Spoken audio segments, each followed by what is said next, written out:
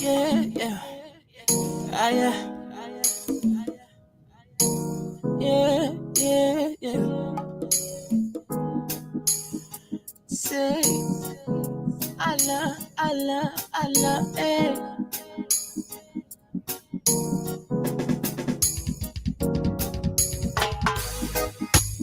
Day and break, everybody on the hustle. Some people know like peace, they want some trouble. Crime rates on the increase. The government can protect the people. Hold up, no justice for the poor. Yeah. Look the way we're living, we treating one another unfair. Look the way we living, we treating one another unfair. Look the way we living. What's the hope for the future? What's the hope for the future? What's the hope for the future? The hope for the future. Yeah. We have everything in abundance, but we die and rot and breed. We pray, asking the Lord for another Moses, cause all we have is pharaohs, yeah. In our suffering, it's what they're making business of, yeah. And the people suffering, that's what they're making business of. Richer and the poor. The rich are getting richer and the poor people getting poorer. Say, them bring development and better education. Our lands are fertile, no food on the land. Our children, we're pushing into bag. Look the way we're living, we're treating one another unfair. We're treating one another unfair. The drugs is taking over Liberia. People are dying from starvation. I'm telling you. We want to welcome all of you to the closing argument once more. We appreciate you for being a part of today's conversation. As you join us, do us a favor. Do due diligence, share the video, invite somebody, tell somebody else to come and be a part of the conversation. Into slavery, but a whole lot of things to talk about. The man Quincy B is on the mic. We're fighting the war not with guns and bullets. The enemies I see are my brothers and my sisters. The enemies that I see nowadays are my brothers and my sisters. Don't judge the issue of corruptions and other things are going through. The crews is coming in the building right now. I see the man St. Tomalin, George. Who will come and take already seated and ready to take us to the next level with a conversation. A lot of things to talk about, folks. You don't want to be absent from tonight's conversation. Like the way we living, we treating one another. You must do your part. You must share the video, invite somebody, tell somebody else. The closing argument is on. Future, what's the hope for the future? What's the hope for the future? The hope for the future. What's the hope for the future? What's the hope for the future? What's the hope for the future? The hope for the future.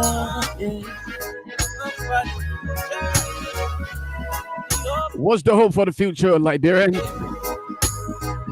We say from change to rescue. Where are we going, folks? We want to welcome all of you to the closing argument as we get ourselves ready. The rest of the crew members are joining us. Lofa Julius coming to you live from the People's City of Raleigh, the state of North Carolina. We got the man St. Tomalin, George in the building. Kelabo Gunglo is also here, and everybody else is going to be joining us. We say thanks for being a part of today's conversation. Wherever you may be joining us from, we appreciate you. Thank you for being here. We will be broadcasting live on few radio stations in Liberia, but as of now, we are coming to you on the social media platform, YouTube and Facebook. Thank you for being here, and now I'll turn it over to the man, St. Tomalin, George. Hey, Lofa, good to see you, man. I hope everything's okay with you. Glad people have been asking for you, all your fans, supporters, and all those who are your admirers, all been asking for you, and I'm glad to see you back. You sound lively, and I'm so happy that I hope everything's okay with you at your end. And also good to see African Math Juniors project, Kelabo Gonglo. The great Kelabo Gonglo. That guy eats mathematics. He knows a thing called maths. If you want to talk about math, you call him. He would teach you what a college or anything from high school to college there. But it's good to be back on the closing argument. As I said, a lot of things going on in the country. We need to talk about it. The president, he's in Dallas, Texas. I just got a message that he'll be meeting the Liberian community in Dallas. I just got a message from the president there. My own friend and brother. Yep, Akwe.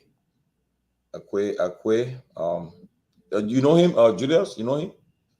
Akwe? No, not really. What's the last name? Akwe who? Akwe gone. No. I don't think so. Yeah. Well, what does that mean? Is he just meeting with Liberians out there, or there is a Each specific? time the leaders come on this side, they come to the country. Uh-huh. I think yeah, Manasali she used to do a lot. Yeah, Mhm. Nathaniel Akwe gone. Yes, the president of the Liberian community who engaged with his Excellency Joseph Newman Boyka Senior, President of the Republic of Liberia, at New Grace Arlington Street in Arlington, Texas, on Thursday, tomorrow at 6:30 p.m. So yeah, they'll be meeting. The president will be engaging. He's in Dallas, for the African Summit meeting, and then afterwards, on Thursday, he'll be meeting the Liberian community in that state of Texas and so forth. So they want us Okay. to. So they're expecting him to be. I heard it'll be a huge turnout there for them. They are all preparing for this engagement. But I think that's the best thing to do when you president of a nation. You travel out of the country, especially in the diaspora. Engage Liberians. Let them interact with you. Have these town hall forum where they can ask you questions. You tell them what you're doing in the country. Especially a good time for him to talk with 100 days, and then they can engage him. They can ask him the tough questions, and they can make recommendations and so forth. That's how you do it. But so I don't know why some people don't do it. But I hope if I was advising the president, I would tell him it's good to do it though. Now, would this be an open, invitation to every Liberian, or is it specific to partisans of the United Party, like it have been done Okay, in the that past? was the problem I have with CDC. When they say CDC meeting with the president, that was wrong for me. That was Right. wrong. That's my Frown on question, it. though. I frown on it a lot. I said it shouldn't be. Madam Salif used to do it, but she didn't do a unity party. She would say Liberians. So it's always good to engage Liberians. You can't only make it specific for your partisans because you're not president for the party alone, president of Right. the country. So it's good to engage the entire country, the citizenry when in the diaspora, we travel, meet with them.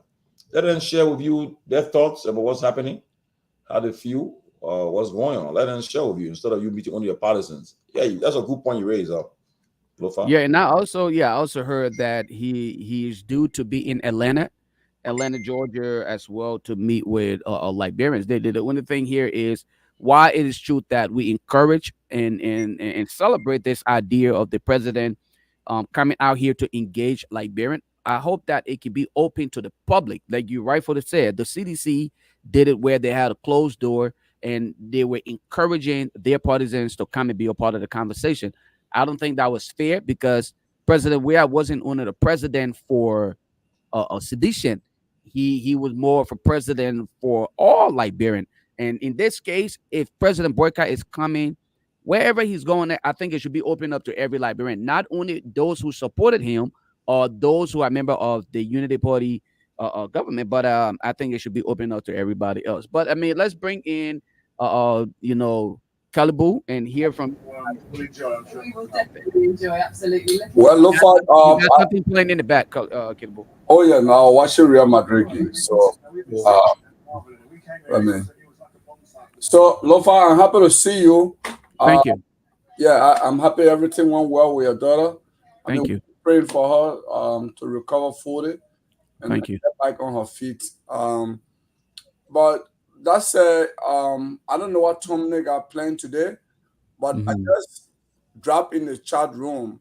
I want to discuss the to focus tonight on the Ministry of Public Works.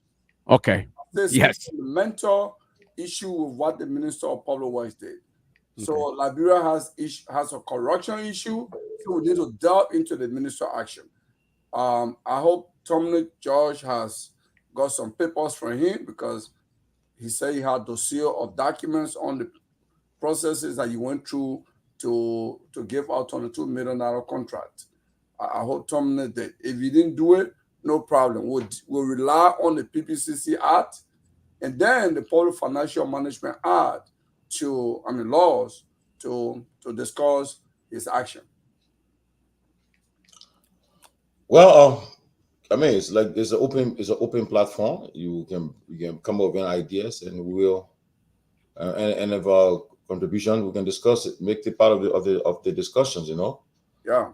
Uh, I So know my that. prayer is that Lofa will be able to get this from the website and then be on the screen. Yeah, I would. Yeah, I think I was just reading through what you were just sharing, what you share in the WhatsApp group. So yeah, I do. I have access to bringing that and projecting it on the screen. So hopefully we Yeah. can make it available to everybody. Hopefully you can elaborate on what you're Yeah, presenting. that's what I want to do because we had just short time when the minister was here. So Right. I didn't elaborate. I want to go line by line. At least just give me the 5 minutes. I go line by line and I show you where the minister erred and I can explain why I believe he's on the wrong side. Okay. Yeah. I'm pretty sure once we get to that point, St. So Tomalin is going to give us the opportunity. I'll take a short break from you guys. Let me just get something from my daughter. I'll be back. Okay. Yeah. Well, Lofa, you've been out for a while, but maybe what's on your mind? You've been hearing out there? A lot's been happening. I know the president. He's in Dallas. He signed the budget. The Right. 2024 national budget has been signed. Right. And there have been also issue at LDA, the Liberian Drug Enforcement Agency. Uh, I think what happened the other day. They just put on the rug, just rub. What happened with the guy involved? They just lied to go and it just put it on the rug. We haven't heard nothing about it. And so, like I told the DA folks, I say, you guys should not hold us responsible if if we hear things, we talk it, we reach out to you guys, and you guys you do want to come and publicly share it. We're not responsible to come and polish things for you guys. Right. So as far as we're concerned, the DA is on. They have a problem, and I know they have allocated money for that in the budget, but we want to see. Before I even start giving them praises, I must see really what's going on. And I know there still exists friction among the leadership for sure. Mm. Now what you see up there is not what you see is the reality. They're still having their own internal issues, which I know will continue as long as the leadership of that entity remains the same. Right. So that's what's going on there. But tell us, man, have you done any research on this meeting the president is here for, this conference? What's your thought about this conference? Well, let me first of all say thanks to everybody who, especially for you guys for holding down the platform and for everyone else who have been concerned and reaching out.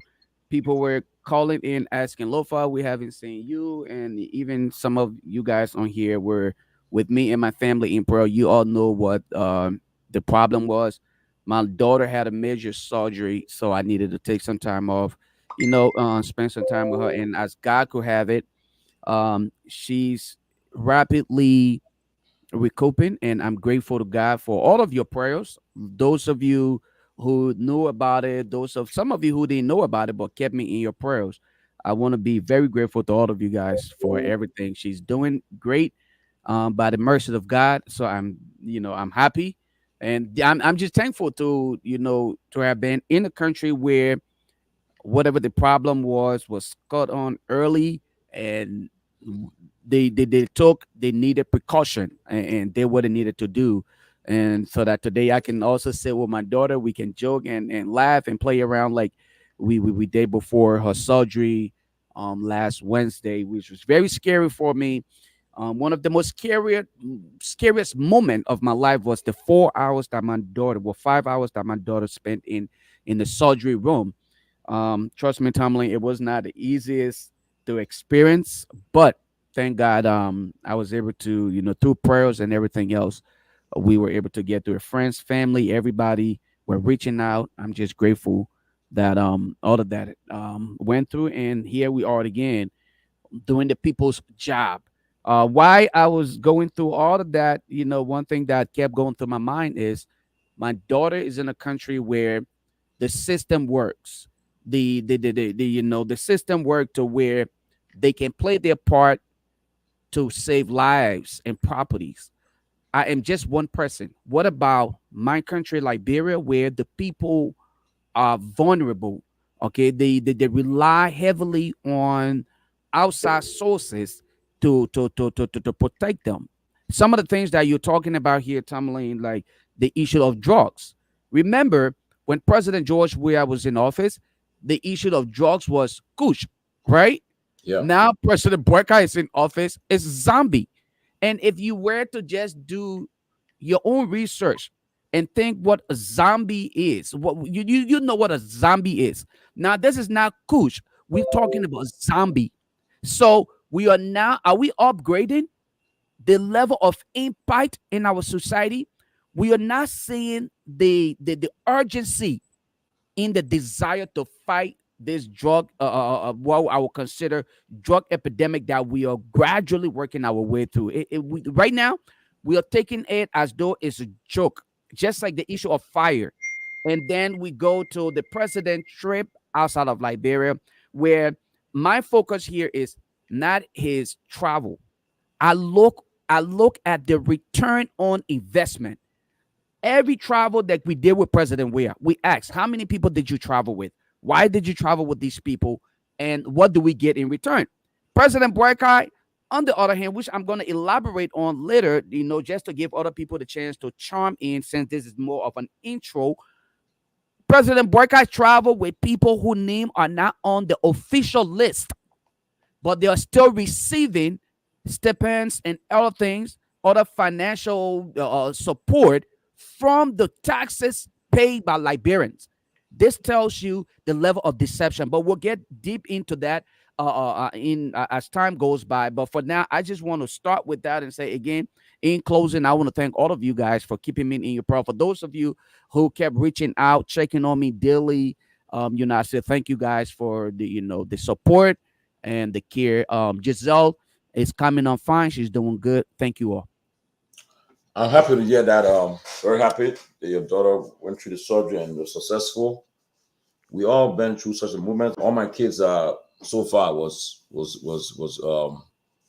they came through C-section, and I was present for all of that, so I know what it's all about. And I got 4 daughters, and I'm telling you, I know what it is, And so I just want to say I keep you and your family in your thoughts and prayers, and I'm happy that all went well. And I pray she recovers very, very rapidly and get back on her feet. We're all impressed with you, and we knew that you were going to come through, and we are grateful for that. Thank you. The Honorable Sylvester K. Peewee, the former Assistant Minister of Foreign Affairs for the Republic of Liberia and the member of the Neo Progressive. He served in the We Are Led government, city government, and he resigned and came to the States for further studies, and decided to still be in touch with the party. But he's a man, an independent free thinker. He's not one of those blind party loyalists. He says it as it is. He will not be blind to anything, not because he's not on a party mandate. He's a man of his own thinking. And so, Peewee, what's up? Yeah, I'm good. Thank you.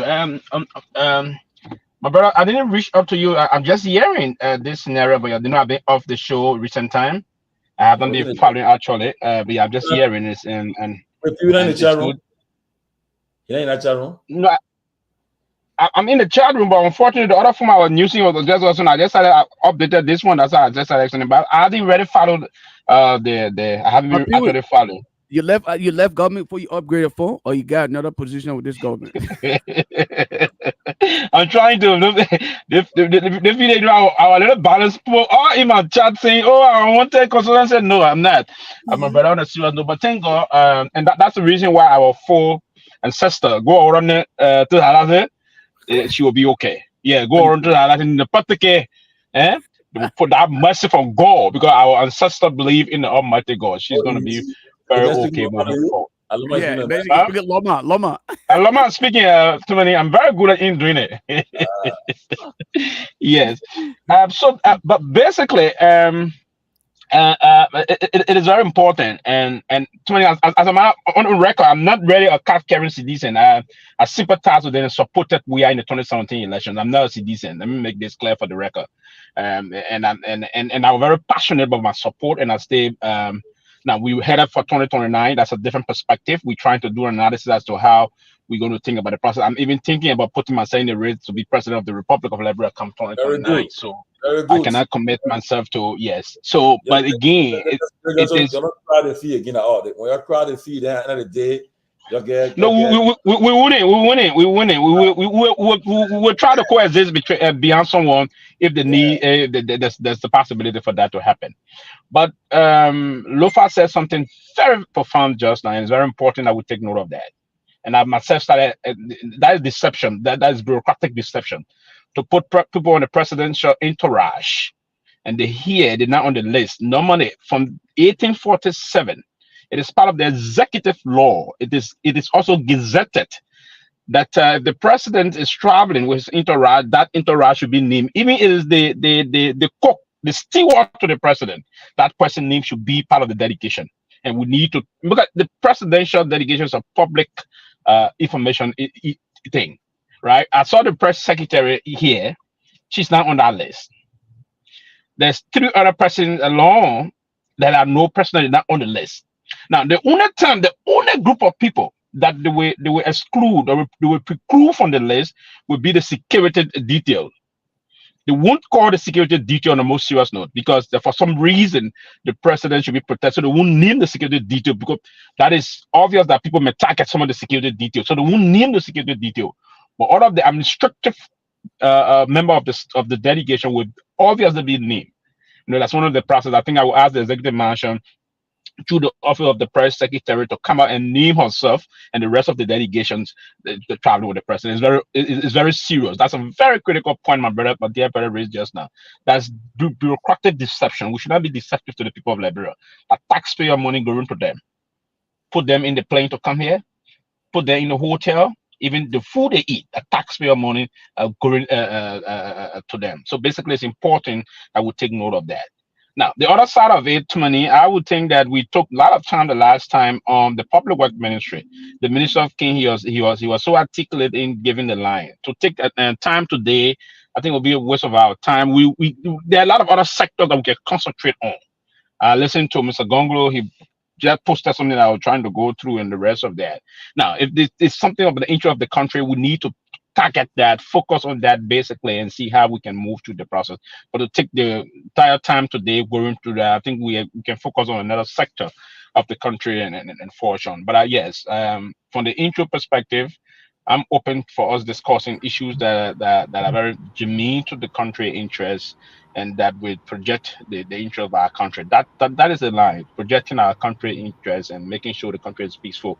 And it's good things happening for the country. We all share the country moving forward. If something wrong is coming up, we put we right checkpoint there and proffer some solution that we believe that can move the country forward. So I'm looking forward to having a wonderful discourse with the rest of the crew. Yeah, I want to welcome Dr. Peabody, and what you say is true too. We gotta have a lot of, we gotta discuss a wide range of issues. And well, let me say this. Today I spoke to somebody in the government, a high place person, and I was surprised that they tell me that our shows being watched a lot. They watch our shows a lot, and they monitor our show a lot. They praise us for the platform. They say we're doing a good job. We keep the platform alive. They praise us, and that we our platform is open. We do not sanction people. We do not censor anyone. Everybody can express their opinion freely without any fear or any pressure, which is good for us. But guys, quickly for Peabody coming, we should look at the president just completed his 100 days in office, which is very important for any new president. But people that was having discussion this morning, the cabinet ministers, how did they perform in the first 100 days? I mean, you can call the name of the cabinet ministers and find out how they perform. I mean, whether they were up to the task, or whether they perform below expectation and so forth.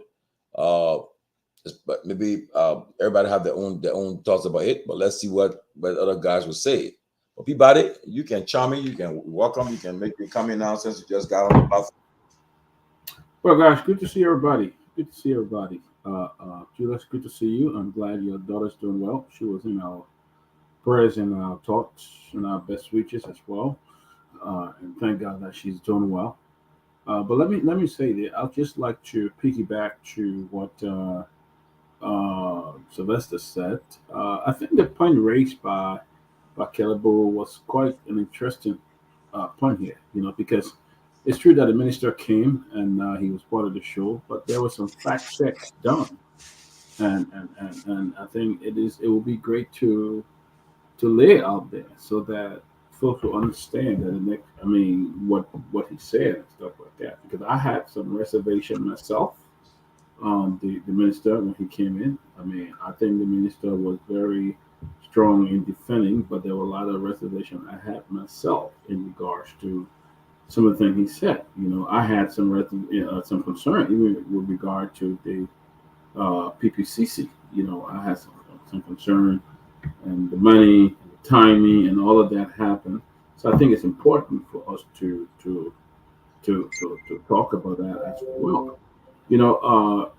As initially I said that when President Barker took over, uh, with the exception of the promise that he made that came from himself, I think I usually wanted to see if they will. I would wanted to give them at least 6 months to say if I criticize them. But what we saw in the first 90 days were major hullabaloo, major division. We saw the Supreme Court making decision in less than 24 hours. We saw the president coming back and firing people, going and putting the same people back there in that position. I think the first. I'm not going to rate any minister at this time. I think the time and the performance. I mean, I think it's a little short, but I want to rate based on what the president himself said.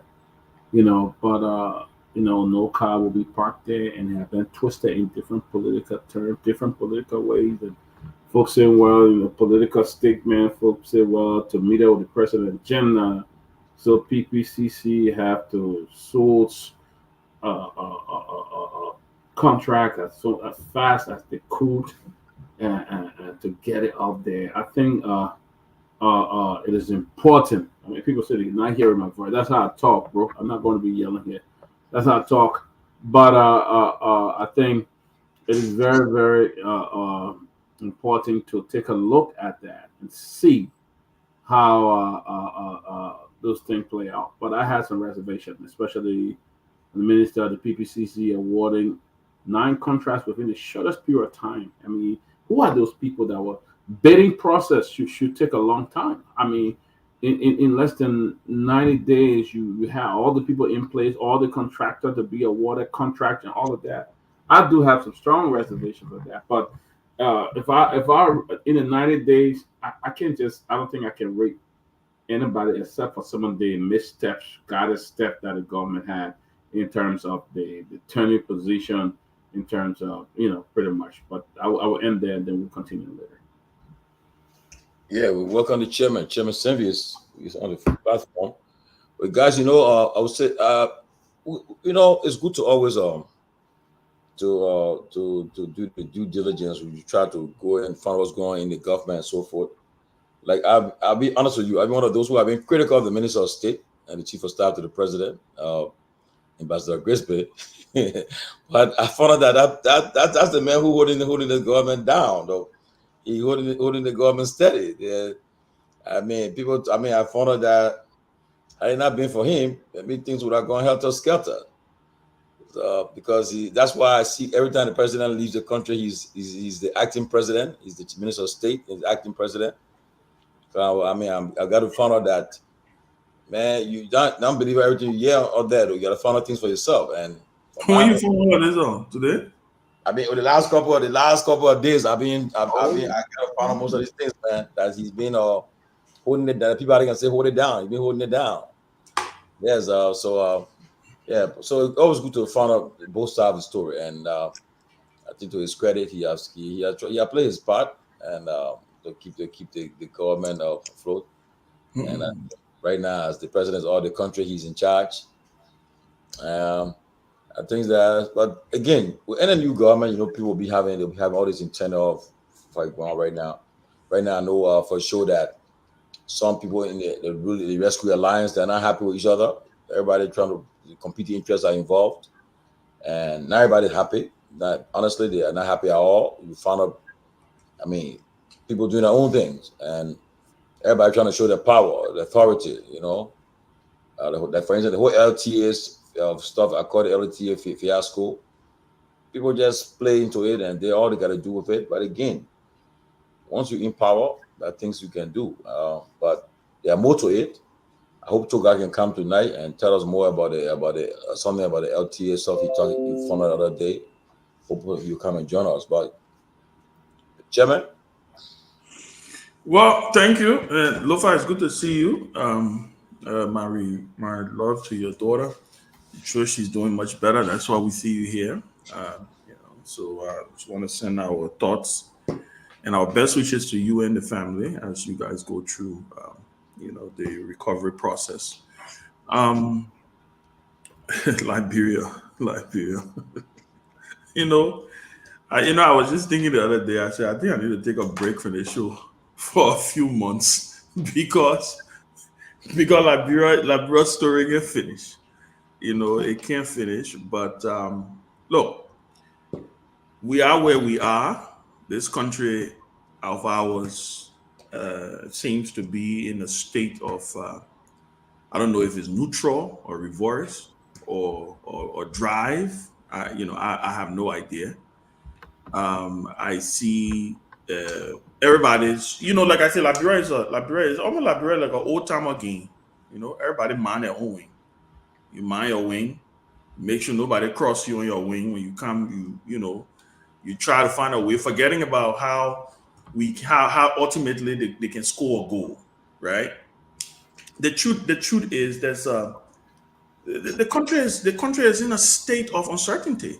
When you speak to people, the country is in a state of uncertainty, and not because the country wants to be in a state of uncertainty. It's because there's a lack of leadership at different levels in the country. There's a lack of leadership at different levels. From the executive, you have a president who, clearly, look, anybody can say what they want to say, but I think that this president, if you were grading him in his first 100 days, we're looking at a solid D. Just looking at everything that he has done, he has not even completed forming his government yet. I like to use our friend and brother in Senegal, who is way less younger than President Bokai. 44 years old, no government experience, nothing. He's never. I mean, this boy was just a tax collector, from what I understand. Him and Usman Sanko, in 48 hours of them being inaugurated, were able to put together a fully functional cabinet. They're doing what they have to do in their country. They're following the truth with it. It's not that they're not going to make mistakes, but you have a country, you have a government where, okay, the Institute of Asset Recovery Program, it falls flat on its face. They go after tenure people. The Supreme Court issues an opinion. They come back the next day, violate the Supreme Court opinion. The people go back to the Supreme Court to seek redress. The Supreme Court say, "Oh no, don't forget." But the thing is, then you have the national budget. We've been told that the national budget, there's serious manipulation going on in the national budget. People shifting budget lines here and there. Representatives are threatening that they're going to start to highlight it. It is a total. I can't understand where all of this experience that we were told is gone. I don't get it. Foreign policy, we it's almost like we in reverse when it comes to foreign policy. I saw a statement yesterday that the president met with the president of Kosovo to talk about Liberia's seat at the United Nations Security Council. Well, Kosovo is not a member of the United Nations. So how is Kosovo going to help you get a seat on the Security Council? I don't understand. I can't, for God in heaven's sake, understand. Now, if this is what 44 years of government experience look like, listen, I'll take an inexperienced person any day. I'm sorry. But I will say this. I always said that a president, you would tell how a president will govern the country in his first 100 days. I don't know why everybody's trying to create this spin about, let's wait and see how things will turn out. This is who President Joe Biden is. This is the kind of leader he is, right? He kicks the can down the road. He blames everybody but himself. He takes no responsibility. He's not strong on decision making. And so this is what you're going to get for the next 6 years. This is what some of us saw, and we consistently say over and over that they say what Ellis Cummings used to say this: the best predictor of future performance is past performance. And so I don't know about you guys. I mean, we all have hope. We all want to see our country do well.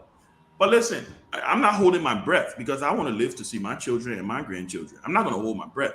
I'm going to watch and see. But it's also key, and this is my last point on this, it's also key to state here that this is what Liberians chose. This is what they wanted. This is what they went out there for, campaigned for. They walk in, they can say poo-poo water for, in the rain for. This is what they wanted. This is what they've gotten. This is what they've realized. This is what they have accepted. And we'll just sit and watch. I kept saying it during the election. Whatever that result of that election was going to happen, it was not going to change anything in my life. I mean, it doesn't bother me anyway, apart from the fact that I'm a Liberian. I want to see my country do well.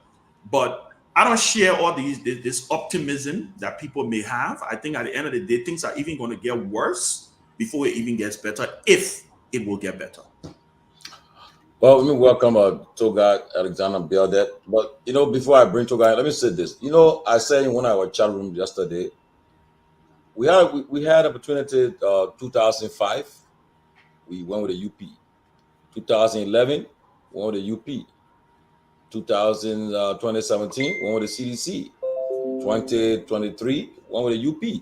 So, I mean, we should when we start complaining, we should blame ourselves, because for 18 years, you continue to try to sing to two parties. And then you had great candidates in the race to 2023. But again, everybody decided to go to their side. And at the end of the day, and the same thing will happen against a cycle.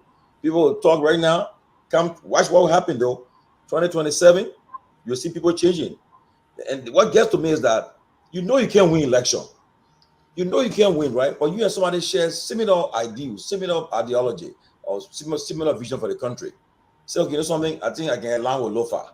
But instead, I want to be president too.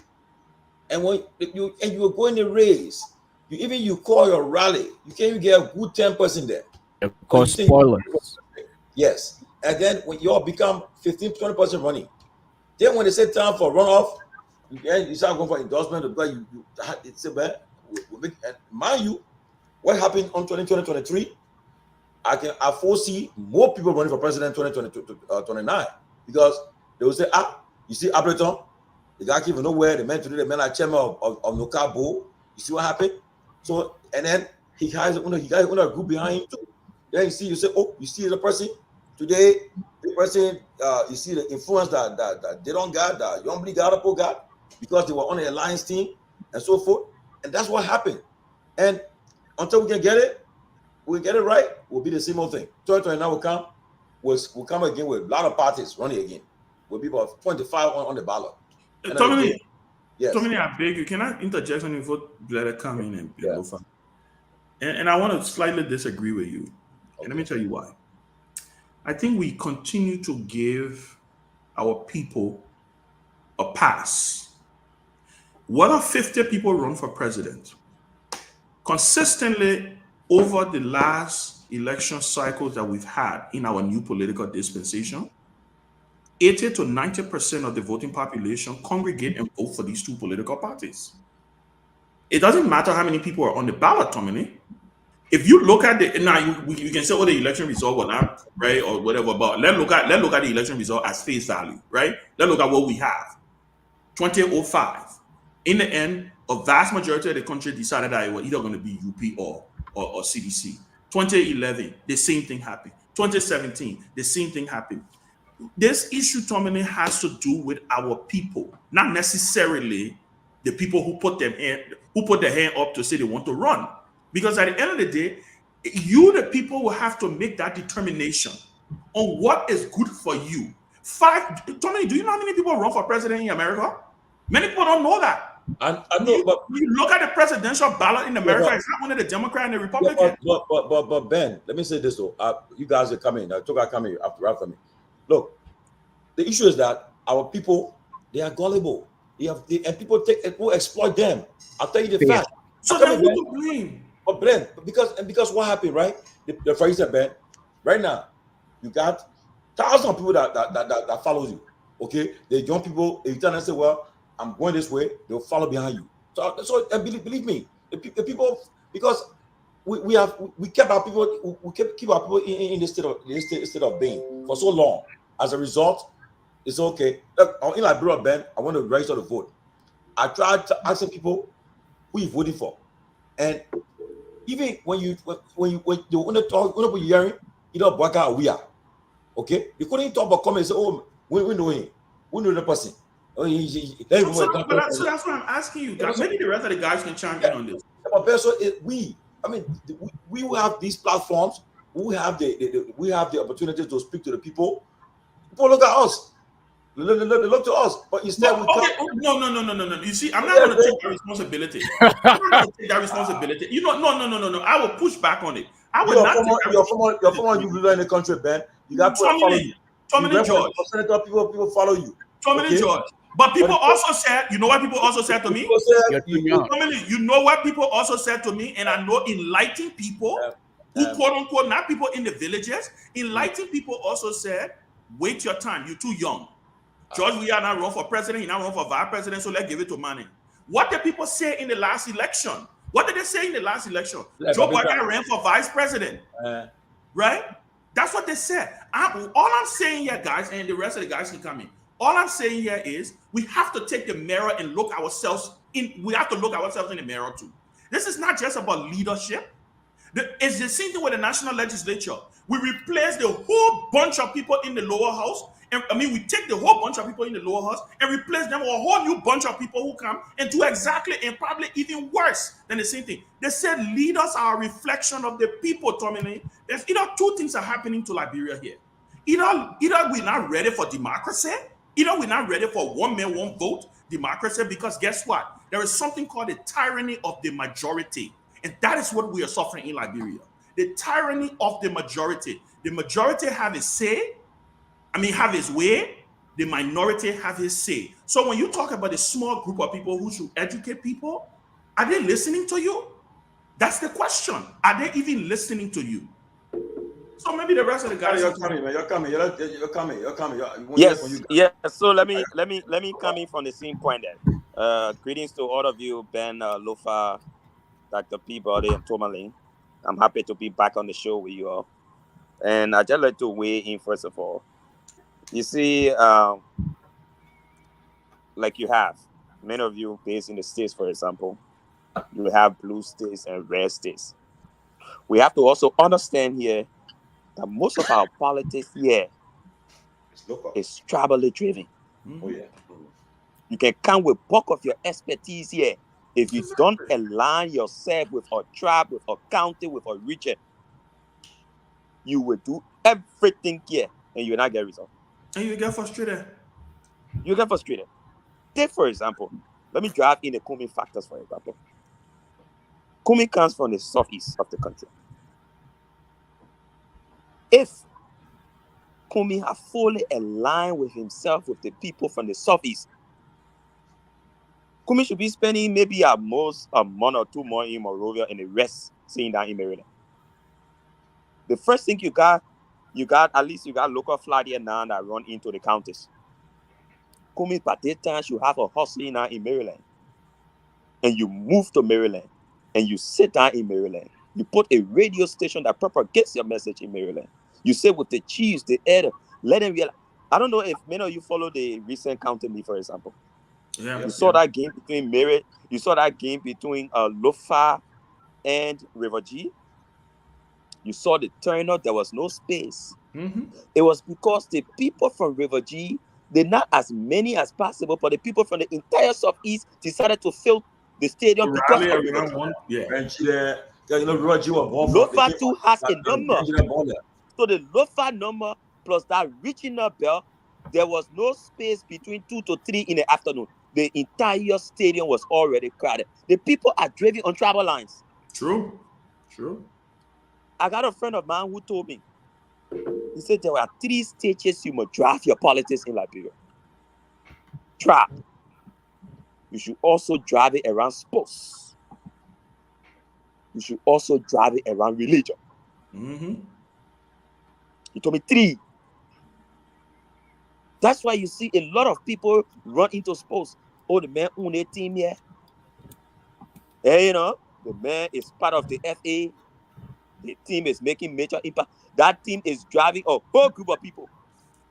Then church, or whether Islamic grouping or Buddhist or whatever, religion plays a major part in our politics. What church or what religion the man aligns himself with, the people stand with him in thick and thin. That's how we do. You can bring all your sophistication here. If you don't align yourself with one of those 3, you're wasting your time. You're wasting your time. And that is the problem we have. Our politics is driven on those lines. But you see We right now, have to begin changing the game. see right now in Liberia right now, right? I mean, you guys, all of us on the platform, we witness it. I mean, the difference. The same thing that CDC were accused of doing that what happening right now in the UP government. Thank you. But Thank you, Tomalin. Different. You had a public works minister on the show the other day, right? Bulk of the companies that the public works minister is currently using, are the same companies that the CDC use. Nothing different. Maybe only 1 or 2 different companies amongst these 9 companies in need, including the foreign ones. I told somebody a lot is not going to change. The country is practically modeled on one policy for generations. It's a problem. My man is What kind of there. country? That's what, What kind of country is not even thinking that 10, 20 years from now, we should be talking about how 50, 60, 70% of the population will be employed. They will get job to do. Every day you think that the way you develop the country, that maybe you create one lay road. We're not even thinking about what new companies we're $22 million just to maintain roads. Exactly. There was no discussion Our about basic constructing problem roads. in this country today, that job creation. Nobody is thinking about that. So Nobody is thinking about that.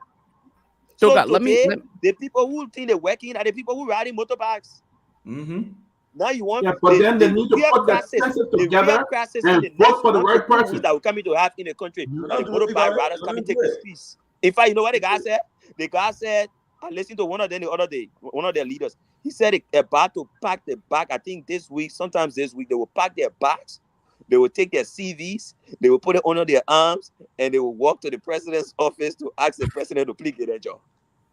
So Toga, let me charm in here with the issue of, the dynamics of Liberia politics. You made a couple salient points that I'm not going to ignore here, but this is where I want to kick back on that idea that our politics is heavily involved with tribalism, and I agree that it is involved with it heavily. But what are we doing as a generation of transformation? What are we doing to combat this idea that you must be a part of this tribe to bring transformation to Grand Bassa County? Can Lofa Julius come to Grand Bassa County and be innovative enough to transform the lives of the people without being from Grand Bassa County? You spoke of the red and blue state. You know what is different about the red and blue state? A man born in New York who may not be a Republican or Democrat can move somewhere else, grow up there, and be a part of that society, but he may not have been born there. Like, my kids today, when you ask them, some born in Wisconsin, some born in North Carolina. When you ask them where you're from, they say we are from Wisconsin. But my daughter says she wants to become a governor. So are they going to say because she wasn't born here? No, they're going to look at what can be provided. Okay, what can she do? This is the trajectory in which we want to put our country on. How can we do that? It is heavily upon our shoulder. I will ask you this question: what did George Weah do in the Southeast for which he was voted into office? What did President Boakai, the president today, what did he do in Lofa County? Nothing. Can I say something? Go ahead, Ben. Let me say something? This is the mistake again. This is the mistake that a lot of us make. Boyka, Weah, Cummings, 3 different dynamics. 3. George Weah had to do nothing in the Southeast. He's a soccer star. Almost like George Weah planted his seed when he played soccer when he played soccer for Liberia. He planted his seed. When during the war, when he was doing, there may be arguments and counter arguments about whether it's enough for the Liberian people to have rewarded him with the presidency, which is an argument that you can have. But the reason I'm saying this is because you can't compare Weah and Cummings or Cummings and Boyka. First of all, Cummings, when he came into Liberian politics, was a stranger. He was a total stranger. We woke up one morning, right? The country woke up one morning and heard, here is an accomplished Liberian with a strong resume, who in any other country, in any other democracy, right, would have been one of the top 2 candidates. But like Toga said, the dynamics of our politics. Toga also, maybe he didn't say this, there's also this thing in our politics of you got to wait your turn. You can't just come and jump ahead. Listen, is it right? No, I don't think it's right. But let me tell you what it is. It is entrenched within our politics that, listen, what was the argument in the CPP? The argument in the CPP was, how the hell Cummings can say he won't be president? He won't be the presidential candidate of the CPP. And Joe Boyka has been vice president of the country. Just for that sake, he needs to go to Boyka and say, oh man, let me be your vice president. That is the logic that our people have in the society. So you can't compare the two. When people say, I did see a couple of comments saying, what did Weah do in the South? Weah didn't have to do anything in the Southeast. He didn't have to. There are certain candidates, like Barack Obama in this country. If you look at Barack Obama's resume and Hillary Clinton's resume when they were running for the Democratic primaries, night and day. But Barack Obama was in a moment. The moment he found himself in, he took advantage of that moment. So the only thing to me, what I'm saying, and if we're having a conversation about what Cummings, you have done stuff in Maryland and stuff like that, I think what Toga is saying, and I'm sure if you were to sit down and talk to Mr. Cummings today, if you ask him if I would do this thing all over the way I did it, he probably would say no. He probably would find another route to be able to say, you know what, maybe I should have started coming from Maryland, doing things in Maryland. Listen, like Toga said, he could have had a farm there. He could have done different things. He could have spent more time there. But I think that the mindset of him coming in and saying, you know what, he came in trusting that the country will see the value in him and say, this is too good to let go. But he probably didn't realize that he was coming into a country that did not. I don't think that way. My last thing I would say is look at Tiawon Gonglo. Look at during the campaign.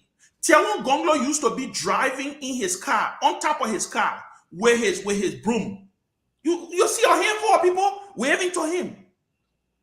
When you see a rally from Unity Party or from what was Joseph Boyka's message in the election? At least Joe Weah was running on his record. He was president, right? We're not talking about 2017. What did Joe Boyka say other than arrests? That you saw thousands and hundreds of thousands of people flocking behind him. It was simply based on the mindset that he's the only person who can defeat George Weah. But Ben, there's another thing, Ben, that there's another thing quickly that we might also be forgetting about. You know, your name can actually resonate with the people when you serve, whether it's a lower position or whatever, but the fact that you serve it in government. Do you know what constraint George Weah to go and run in the Senate? George Weah wanted his name to also resonate with the people that he was playing some leadership role in the country. Besides the soccer pitch, he had no reason going to that Senate. There was a specific reason. Sometimes there are some people who the fact that they just play a lower role in government, everybody hears the name. And it's easy for it to resonate. So now when you just come from any other place and you just jump into a process, the people in here much about you, it can also be challenging. It can also be challenging. You think like you're talking about like most of the senators, right? Around 2029. You see most of the current senators who have existing years ahead of them, many of them will be running for president or vice presidency. The reason is because the brand will have already circulated with the people and people will be talking about them. So a lot of them will already use. If you watch the Tier 1 Gonglo's campaign, Tier 1 Gonglo spent almost 50 to 60% of his campaign time in Nima. There was a reason why, because he comes from Nima, he wanted to actually circulate amongst the people. You have to do that. The intellectual class here knows coming like that. I mean, they will research you and all of that. The ordinary man doesn't actually care about researching you. The way you do amongst them is what matters. So, Toga, let me ask you a quick question here. And I think all of us should take responsibility for this failed attitude or behavior of the state. The fact that you just mentioned the in quotation, I want to put this in quotation, the intellectual class. That means you should be inclined enough to understand what's good and what's bad. Okay? But those of us who are self-proclaimed intellectual, we allow our people who are not opportune to understand things beyond the reasonable doubts to fall prey to the deceptive politics. Will you and I accept responsibility for our failure, for the fact that we have not done due diligence to take on the matter of authority, to educate our people on the importance of good governance and why we should make better decision when it comes to electing people as compared to looking for people who simply want job to rescue themselves as compared to rescuing the nation? Will you accept that you and I are at fault for where we are today? The thing is, many of us, you got to have to know the psyche of the people. Ben here knows that when he worked for Councillor Bromskin, for example, Councillor Bromskin spent bulk of his time with the Bassa people. Okay, he had to have a home there, sit there many times, interact with the people, his family, legacy, all those things. You don't want to give them too many rooms to be checking on you and tracking you. So a place, you cannot do our politics in this country with all local. In fact, they say politics is local. When I ran, I had to go sit down in my community in the district I ran in. My community had to know that this son of ours is who we're selling. You don't have to do anything there. But the fact is, you got to live amongst the people. You have to interact with them. The intellectual class, like you and myself, we research people, we read about them. We don't have to allow them to tribe, to anything. But we have to read them. Right now, there's campaigning going on in Ghana, for example. I watched something the other day where one of the Kennedy, I think Bamoya also, the current vice president, he was going to a region where the former president, who is also running in the election, that's a strong base. And you know what happened? The people put a roadblock and say he might not even enter. He shouldn't even go campaign there because their minds are made up and they're going to vote for their son. Our politics is tribal. They put a roadblock and they say the man will not enter. Because that is the other man's region. Yeah, so run in a... Sorry? No, go ahead. I want to come in. So to run amongst our people, you got to align yourself with them. It's difficult for you to think it will just happen overnight. It doesn't work like that. So you can go ahead, Dr. Peabody. Yeah, so I wanted to pick on a few points that Toga made here. I don't totally agree with him. You know, in one hand, you are given the reason, the probable reason why you believe President Weah ran at the time to become a senator. On the other hand, you say some of the current senators who have years ahead of them in the Senate may likely enter the race in 2029 because they want that brand to be recognized.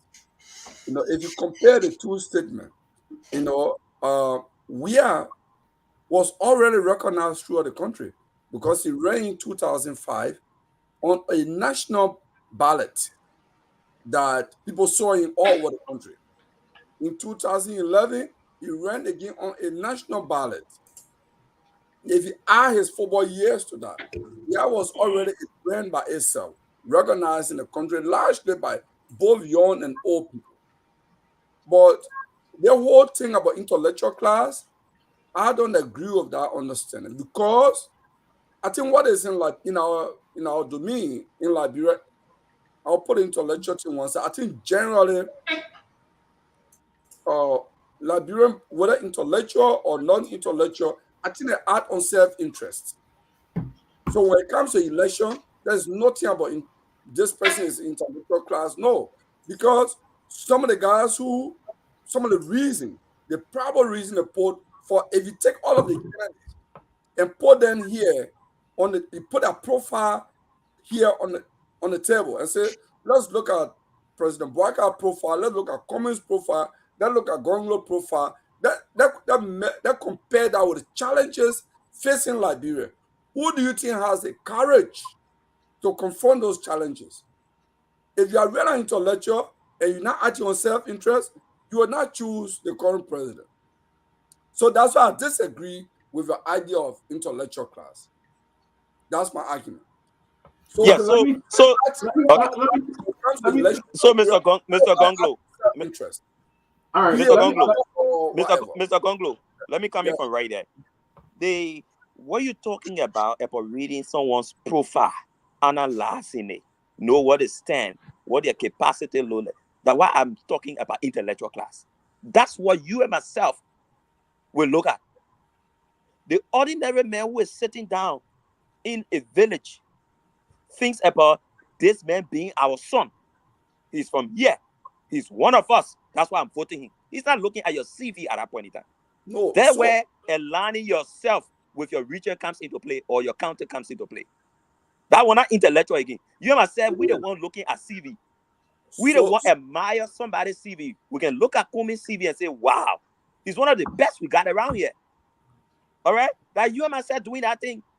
The man in the rural part is not doing that. Now, another thing you talk about the George Weah scenario. No, George Weah did not go to that Senate to popularize himself. No, he was already popular. No, but I thought he went to the Senate. No, that was not the reason. He went to the Senate because at the time his leadership capability was in question. Mm-hmm. The people wanted to see, we know you're popular. We know the mayor can get voted for anywhere across the country. But does he have the capacity to serve and to serve us from a leadership charisma? That's why he went to the Senate to show that I can be in the Senate here and I can start working. In fact, most of George Weah times he was not even sitting in the Senate. He had to go to ECOWAS because he wanted to be talking to regional leaders, meeting regional people. Most of George Weah time in the Senate, he was at ECOWAS. So his issue at the time was about showing to the Liberian people that he had a charisma to serve them. That he was not just a guy coming from the football field. That's why he went to that Senate. The issue about the other people that intend to contest 2029, that's sitting in the Senate already, their issue at that point is not just to popularize itself. My point is, sometimes when you just come from the blue sky into Liberian politics, you can catch some difficulties because they don't know you. But let's say if you're a member of the House of Representatives, your speaker, let's say Fonati, for example. Fonati could not just come as an ordinary person to run for the presidency. He will catch tough time. The fact that he has passed through the legislature, every morning, every newspaper that comes out in the country, he picture on it. He's been branded across the country. Everybody talking about Fonati Kofa, right? So if he gets on a ballot, it's difficult to sell himself easily as compared to if you just ran from the blue sky one day and won't run for president. Those are the things I wanted to put across. That's why some people go to the legislature. Let me come in with my thoughts. You know, So you who talk the about ones who died? Or you Peabody? talk about Ghana. Ghana, I believe Ghana have made history when it comes to democracy in West Africa, or even in Africa. We have seen Ghana move from one level to another. And Ghanaian, one of the things that the Ghanaians have done for the people is to educate the people. So when these people come about and making decisions, they know very well, the performance of the government. You know, there are indicators. The Ghanaians know that this leader did not perform or who performed. But what we have done is to reduce our people to beggars. We have reduced our people to the level where they can't even make decisions on their own. You know, and for that reason, our people don't know what to vote for. They only vote based on instant gratification. When folks come around, give them money, give them food, then they jump all over the place and say that's the best person. That's how senators and representatives have been elected all over the country. They go there 1 or 2 months or 3 months, 6 months before election, give them food, give them some money, bribe, steal, even haul people into the villages and register them and come back and vote for them. They have not been voting on the issue. They're not voting on what happened. If there were people who were really voting on the issue, but we have reduced our people to that level. We fail to provide better education for them. We hardly have great schools around our country. So our people, when it comes to making decisions, they really don't know what to vote for. They only follow the crowd to get money and then go and vote. That's all. So can I ask somebody a question? I want to something. Go ahead, Prof. Coming. But let me say something though. Ben, I pick it back to what you were saying earlier. The so-called intellectuals, they're the ones who mislead our people. Not necessarily. I would say that they got the last election. Most of them, they most of them, they misled. They have their own agenda. Have their own agenda. I mean, honestly, have their own agenda. At the end of the day, what happened? They will come. As soon as election over, I mean, I'm in Liberia, man. I saw what happened during the runoff. I saw what happened at night. People that you never thought would be one of the people homes to go negotiate to support. We saw them. Okay, I know we saw them. I said, but wait, this person what I thought. How are the ideas? Now I know that this is what they're gonna settle for. So I say again, not only our people, but the people will follow us. Our country, because our situation in our country today. We can compare our country with the developed countries, these highly educated countries. We can compare our country with these countries. So people know how to think with their own mindset. Nigga debate. We first to do debate in our country. Debate is taboo in our country. Debate. Okay. Oh no, not force a debate. But Tomalin, let Prof weigh in small, Ben. Oh, okay. Let him weigh. Weigh small, please. Yeah. Yeah, let me weigh in a little bit, man. I've been listening to you guys off and on, but it's really interesting, you know. Look, and I think I've not heard Ben Sanvee say this so many times, Chief, all you guys not say it so many times, that politics in Liberia is really based on interest, right? Everybody is looking like, hey, what's in it for me, right? It's very few people who are saying, look, let's do this thing here because we want to try to change the dynamics of the country. Very few people will do that. Look, despite where you come from, intellectual, not intellectual, one thing I hear people always saying, that people don't vote on issues. My question is, what percentage of the people do not vote on issues? We don't know. What percentage of the people vote on issues? What percentage of the people vote on? The reason why I ask that question, if I'm going to Nimba or Lofa or one of the other counties, and I talk to the people, I run a little quick survey, I find out over in this county or in this village, the people don't know anything about what's going on. They just know that the son or the daughter coming from this county. What are they voting on? If I see a majority of the people who are voting on issues or non-issues, I know my strategy coming to that county would be, don't go talk about the issues. They don't want to hear it. You want to come in there with a son or daughter who can carry your message over to them. That's what you got to do. But if you don't know the percentage of people who will be willing to listen to you, you have no idea. You're flying blind. I say this because, look, I try to keep my profile kind of low, right? But I would say something here. When the late Councilor Bronsky was running, when he reached out to me, back then when robocalling was legal, I built a robo-dialing system for Councilor Bronsky. And one of the guys who right now sitting in the house, not going to mention his name, came to the States, brought me a disc with about 80,000 phone numbers on it. Put that thing there into the system, and we were propagating Councillor Bronsky's message from a software that we had over here across Liberia. Nice. But you see, that's not for everybody. You can do that to a few people. Not everybody in Liberia has cell phone at the time. You do that to a few people. What the point I'm trying to make is you have to understand the mindset of the people. It doesn't apply in all different counties. Every county has their own strategy. Like my man Toga was just talking about. Look at what happened with the football game with River G. If you go into the Southeast, you got to speak the Southeasterners' language. Don't go to the Southeast and start talking about things that's happening in Nimba. There was something wrong with you. Again, politics in Liberia, sometimes it's based on issue, but we don't know what percentage. Sometimes it's based on tribalism. We don't know what percentage. Sometimes it's based on a family status, a family relationship. My point is, if we're going to change the system, you cannot change the system coming and you talking all hard book and all that stuff. They're not going to elect you. Why? How do I know? It's never worked in the past. You guys talk about Cummings.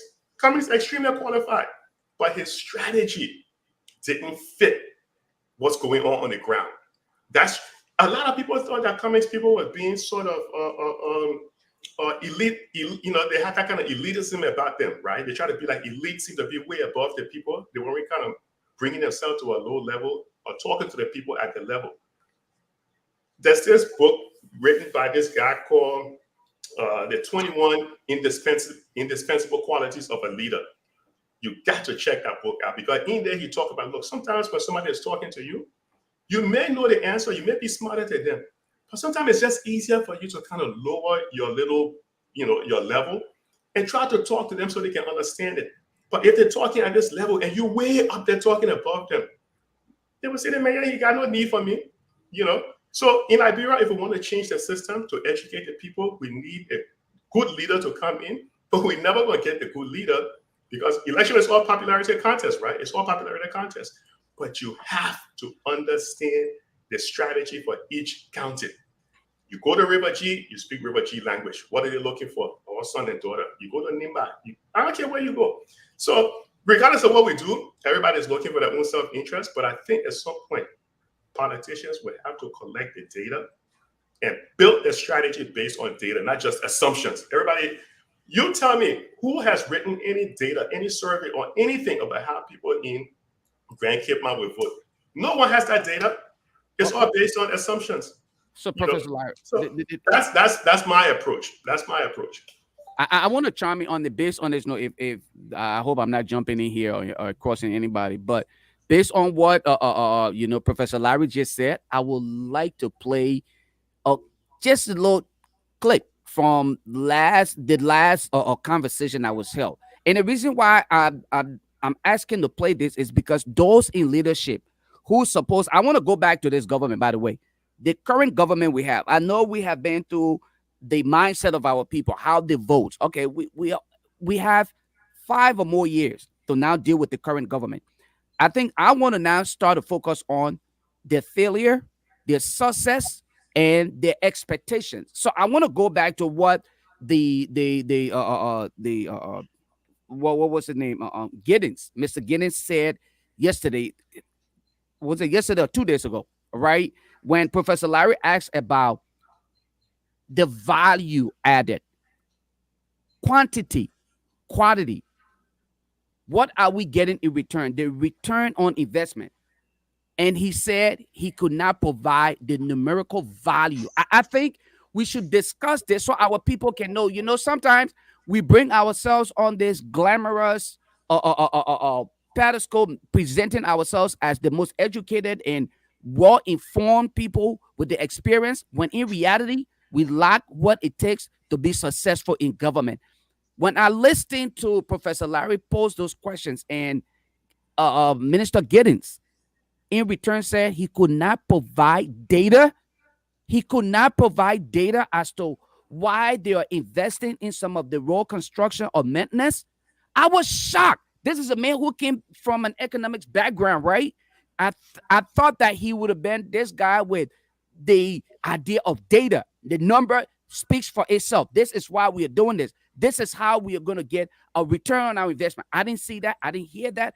And I think we should emphasize on these things and point out to Liberians why it is important that people put in specific areas are not simply based on members of political institutions, but based on their competence or experience, and not just experience by word of mouth, but actual experience in what they have done. And that's just what I wanted to charm in here. If you guys give me the time, I would like to play that little. I think it's about 3 or 4 minutes, probably not even that long. But when Professor Larry posed those questions to Minister Giddens, and he fell flat on his face, I felt embarrassed for the brother. Very embarrassed. Why you cue that tape? Let me say something real quick, right? The reason why I'm always looking at employment, and I think I heard a couple of people talk about it, is when you have a large population with a lot of young people who are unemployed, that is a serious threat to national security. I don't care what country you look at in Africa, it's a serious threat to national security. Jonas Savimbi said it. He said, look, give me $10,000, I can march to any capital over here and take over the country. 2013, when Madame Sirleaf was traveling over in Europe, and they asked her what were some of the threats that she saw. Madame Sirleaf said, look, the number of young people unemployed in Liberia is a threat to our national security. That was over 10 years ago. She made that statement. So when we start asking about employment numbers, it is so crucial. But I see you have it queued up. So let me just swing it back to you. All right. Thank you. So let me play this. Great if you don't have it. We may just move right on. Great presentation you've done so far. Quick question for you. Based on the 31 million that you have in the budget, or the 20-something million that's going to be spent in these projects, can you tell us how many jobs you expect to create, considering you said it's going to impact pretty much most of the major counties? How many jobs you expect to create as a result of these projects? So I can't say the figure up front, but if you have a contract and within this budget year, we spend around 10 million of what was contracted. The contractors will work in these corridors. They, of course, will buy supplies from local companies that will be used for them to continue to do the work they're doing. I won't be able to say specifically how much job will be created. What I would say, this amount is going to be allocated and disbursed to the contractors. And I'm sure a lot of that will be spent there because they need materials to do the work. So is there a feasibility study done to know the impact of these projects? Well, the only thing we don't do feasibility studies for maintenance work. We do feasibility studies for a full asphalt pavement because it's a major investment being done. This is just a road maintenance of gravel road. We do cost estimate for what the maintenance will cost. But we know that at the end of the day, if we disburse money to the contractor, it could fit on that into the different communities and where they're working. But we do feasibility studies for maintenance work, especially gravel road. The reason I'm asking is to make sure that we don't have a white elephant project, right? A construction project that says it's going to do this, putting money into a road project or to a maintenance project that's not going to produce anything of value to the people. So we want to put money into stuff that will create jobs, right? Because I think job creation in the rural parts of Liberia is one of the most important things. So we don't have the numbers in terms of how many jobs it's going to create. We don't have the numbers in terms of the economic impact of the money we're going to put into this. So we could end up just putting money into a project that's going to have absolutely no value to the people whatsoever. Is that what you're saying? No. All right, guys, I'm going to stop at that point, and hopefully people can charm me on here. I'm trying to figure out what is his thought process going into this entire thing about, road construction. Is it just because you want to counter what President Weah did, or is it simply because you believe that it would impact the economy positively, create jobs, and give opportunity to people? I'll stop at that point, guys. So, if I can come in there, I spoke to 1 or 2 engineers, and when we were on the show, I raised the issue comparing the kilometers of road done by the CDC government as compared to what he was talking about. And he said, I think basically he hadn't come on the show to make such comparison between past administration and this administration. But actually, what he's trying to do is to get the public to think that he's making significant impact in a short period of time compared to what the past administration did. So it's the same thing. And somebody was telling me it's not even possible to do 700 kilometers of road even in 90 days or 100 days. It's not even possible. Now, you see, the reason there's not a lot of pressure currently on the Unity Party government is because people want to see the government conclude on all of these issues they talk about. That is like war crimes code, the issue of corruption, how to fight corruption, and all those issues that border on all these things. Very soon, the public gets tired with all this chicanery, and then the issue of job now will be a pressure on the government. So where the prof came from, asking those questions as to, oh man, if you're talking about you gave 9 companies contracts to do road works across the country, and you cannot point out how many jobs will be created, and you think the only thing Liberians need now that for road to be from here to Grand there, you don't care about the job. So what are those companies will even just hire only 5 people? That's okay. Job for the people seem not to matter yet. Now, the last time you had, I think the CEO or president of Metal Steel even in the country, or the owner, Lashman Metal was in the country. The last agreement under the CDC for Metal was talking around 800 million. Metal is trying to push that money to like $1 billion. Metal told the legislature at the time they were talking about between 5,000 to 7,000 new jobs to be created. No one is even checkmating the company. Besides just calling them here to make the news that, look, we're coming to increase our investment to $1 billion in the country. Yeah, good for you to say that. But the last time you told us you were going to create around 5,000 to 7,000 new jobs, how many of those jobs have you created? What is data? What is statistics? We don't have it. And the real problem we get in the country, that job creation. You can fix the roads, you can tap people in, you can get the asset recovery to recover all the money. Yeah, all of those are good things. But at the end of the day, Liberian people need to go home with food on their table. They need to go to work. Nobody is thinking about that. No government is creating that. That's why there's so much pressure on the government. As soon as government comes to power, everybody running to take government job. The private sector is not open. Jobs are not. Too many professionals are sitting home doing nothing. You got to either bootleg in the country. You got to either go to some ministry and agency to go beg somebody. You got to either be singing praises to some government official if you want to get a job in the country. And a lot of things are linked to government. Even the private sector seems to be too much controlled by the government. You are critic of government, you not even get job easily in the private sector. This is wrong. That's true everywhere. Yeah, but and these are the situations that we have to change. I agree Let with come in. Let me hear Kirabu. At the same time, too, you see the problem again. I'll come back again.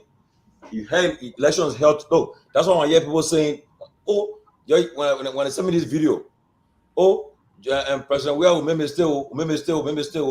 I mean, I don't know to watch it because the thing is that you had election today again. The people will do the same. They will vote the same way they voted. They voted. 18 years. You've been voting the same way. Okay, you have a lot of options. Okay, money back. Gongo comments, they visit all the slums. They can be in the slums. But yet instead they said that they were calling the poor elite. They are elitists. Okay? Yeah. People went all through the slum. But then yet and still. So that's the problem we're facing. I repeat, elections held tomorrow, today. People don't let them fool you.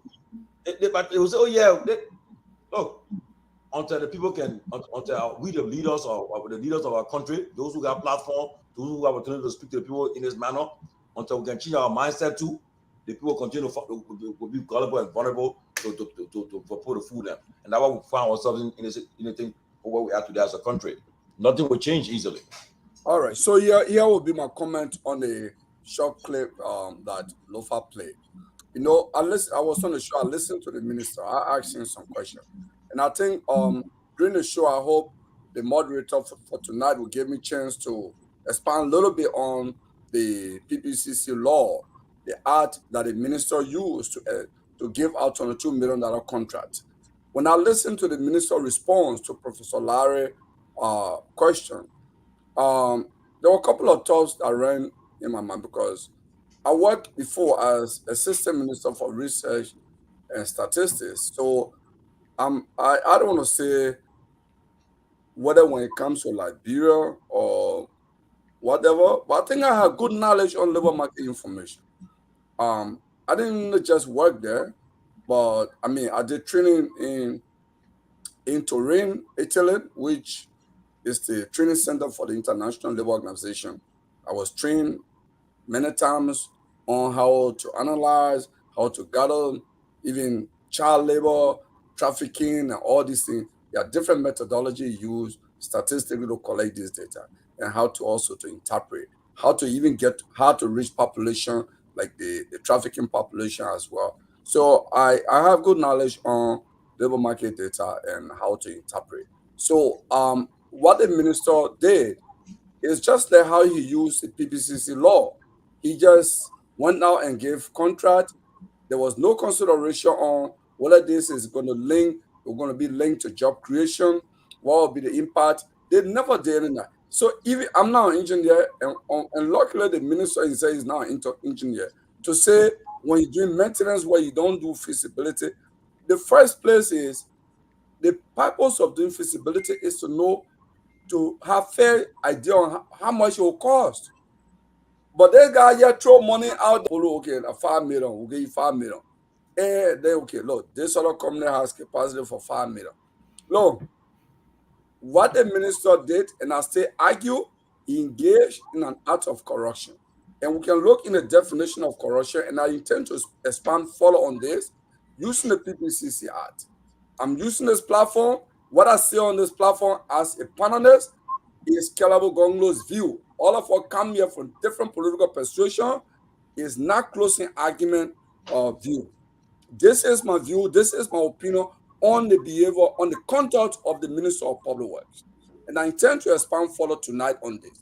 I'll drop in law, and I would like, if you guys permit me, for Julius, maybe after this brief comment, to post the section that the minister used, that he talked about single souls. In the law is soul souls. That single soul idea, let beam it here. Let's all of us read it line by line, the condition under which you can use single souls. Let's read and digest. We are all educated. The minister engaged in an act that was very corrupt on his part.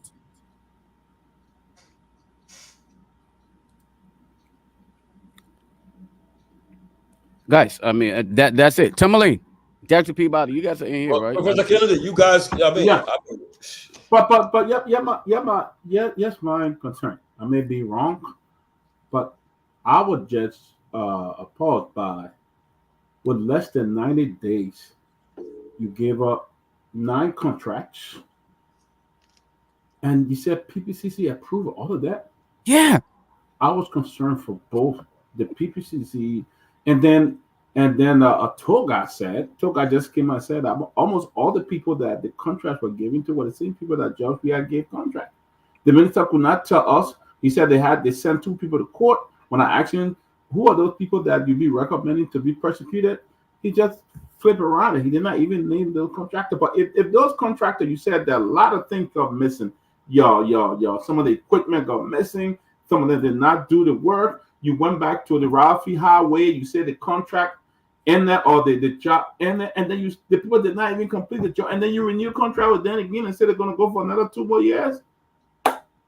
I may be wrong in my limited mind, but I mean, so what change you bringing? I mean, less than 90 days, you award $22 million contract to the same people who stole the equipment, who could not complete the job. Yes. In the time frame.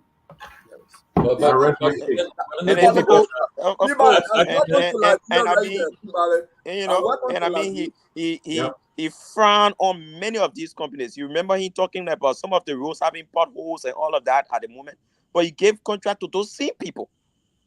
9 of them. You gave them the same contract. My thing, but don't forget now. Don't forget now.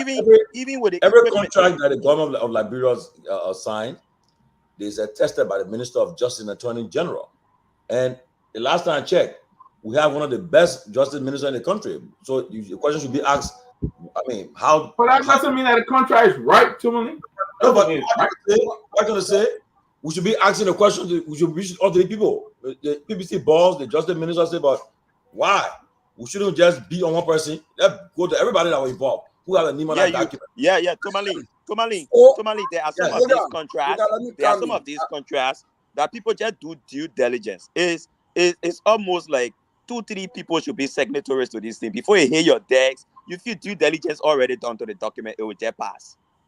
And the way I think somebody raised that issue on the show, I think either Mr. Gonglo or so, somebody was talking about, take for example, the PPCC. Now, the PPCC is a 10-year portfolio. Yes, People are technically being threatened. The man has a 10-year job. You go there with a sole sourcing process and you want no objection immediately for him. What do you think he would do? If he doesn't do it, the next morning you recommend a need for the president to fire him. He gets a threat. But technically, I don't think the PPCC will do no objection for 9 companies. And then that's one of the reasons why he could not name all those 9 companies to us. I was even asking about some of the newest ones. Because take, for example, before you even award a contract, there must be history about some of these companies and what they've done. You can't bring a 1-month-old company and you give them 2 years contract. No history of work done. Because it's possible you say 6 Liberian companies, 3 foreign companies, or owned by foreigners, whatever. Now, out of those 6 Liberian companies, what were the new ones? When were they established? What history do they have? Where have they worked before? How can we verify that?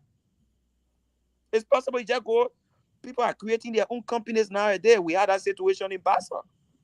I mean, where people were just creating their own companies because they sit over the project management committee of the county. And they ran their own stuff.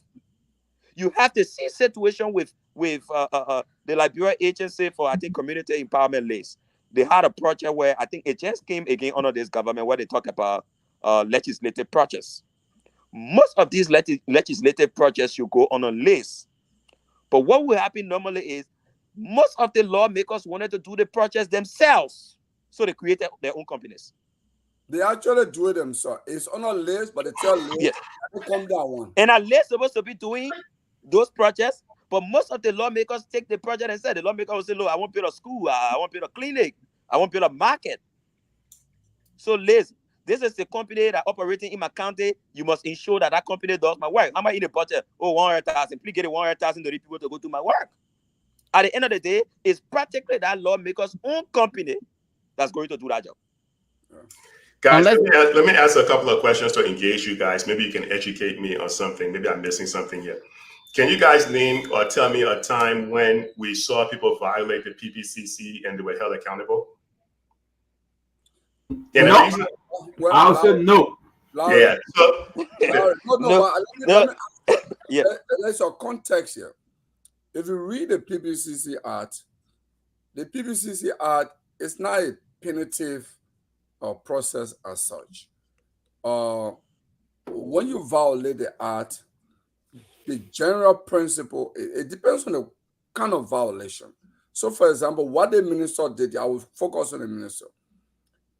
If GSC were to go audit the process, they would say, well, we don't agree with the reason they used to give this, right? So that's a violation. But the general principle is, he gave a $22 million contract. The actual work is being done for the public, for the government of Liberia, right? The evidence is there. The work was done. So because all of corruption is behind the scene between 2 persons, right?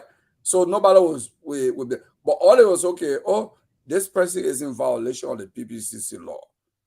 You know, the only instances where you can be maybe prosecuted is like if you short land procurement, like you show that you did a procurement, but then the goods never arrive, the government never receive it. You may be diverted to your personal business or that, those kind of instances.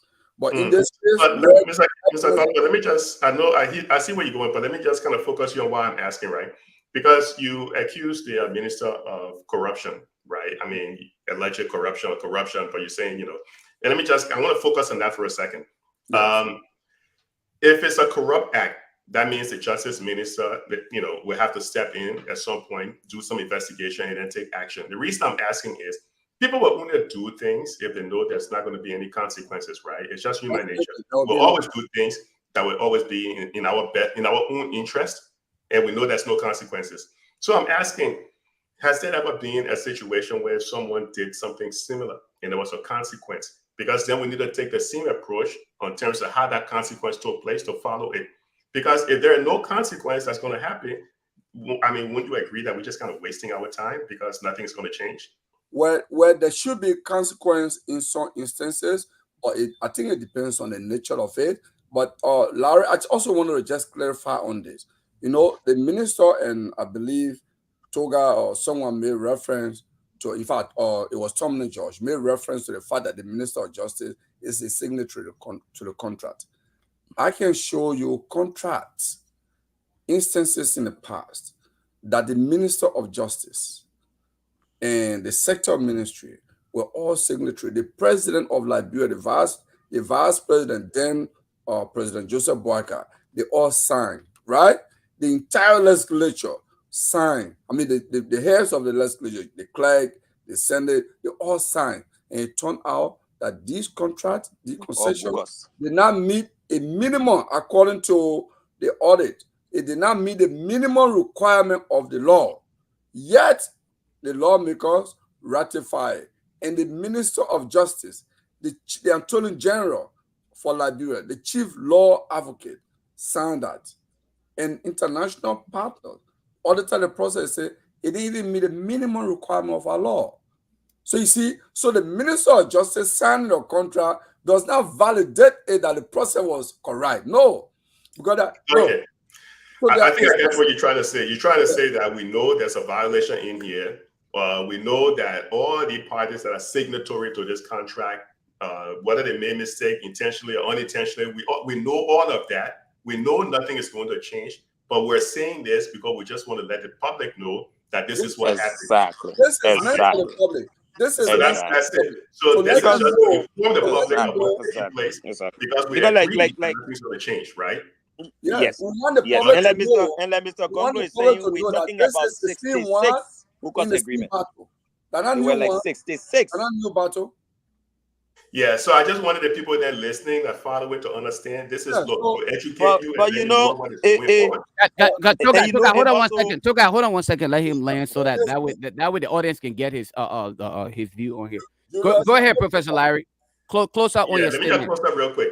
I wanted to be very clear to the people that look, the advocacy or what you're seeing happening right now is to educate you that, look, this stuff has happened in the past. Nothing changed. It's currently taking place right now.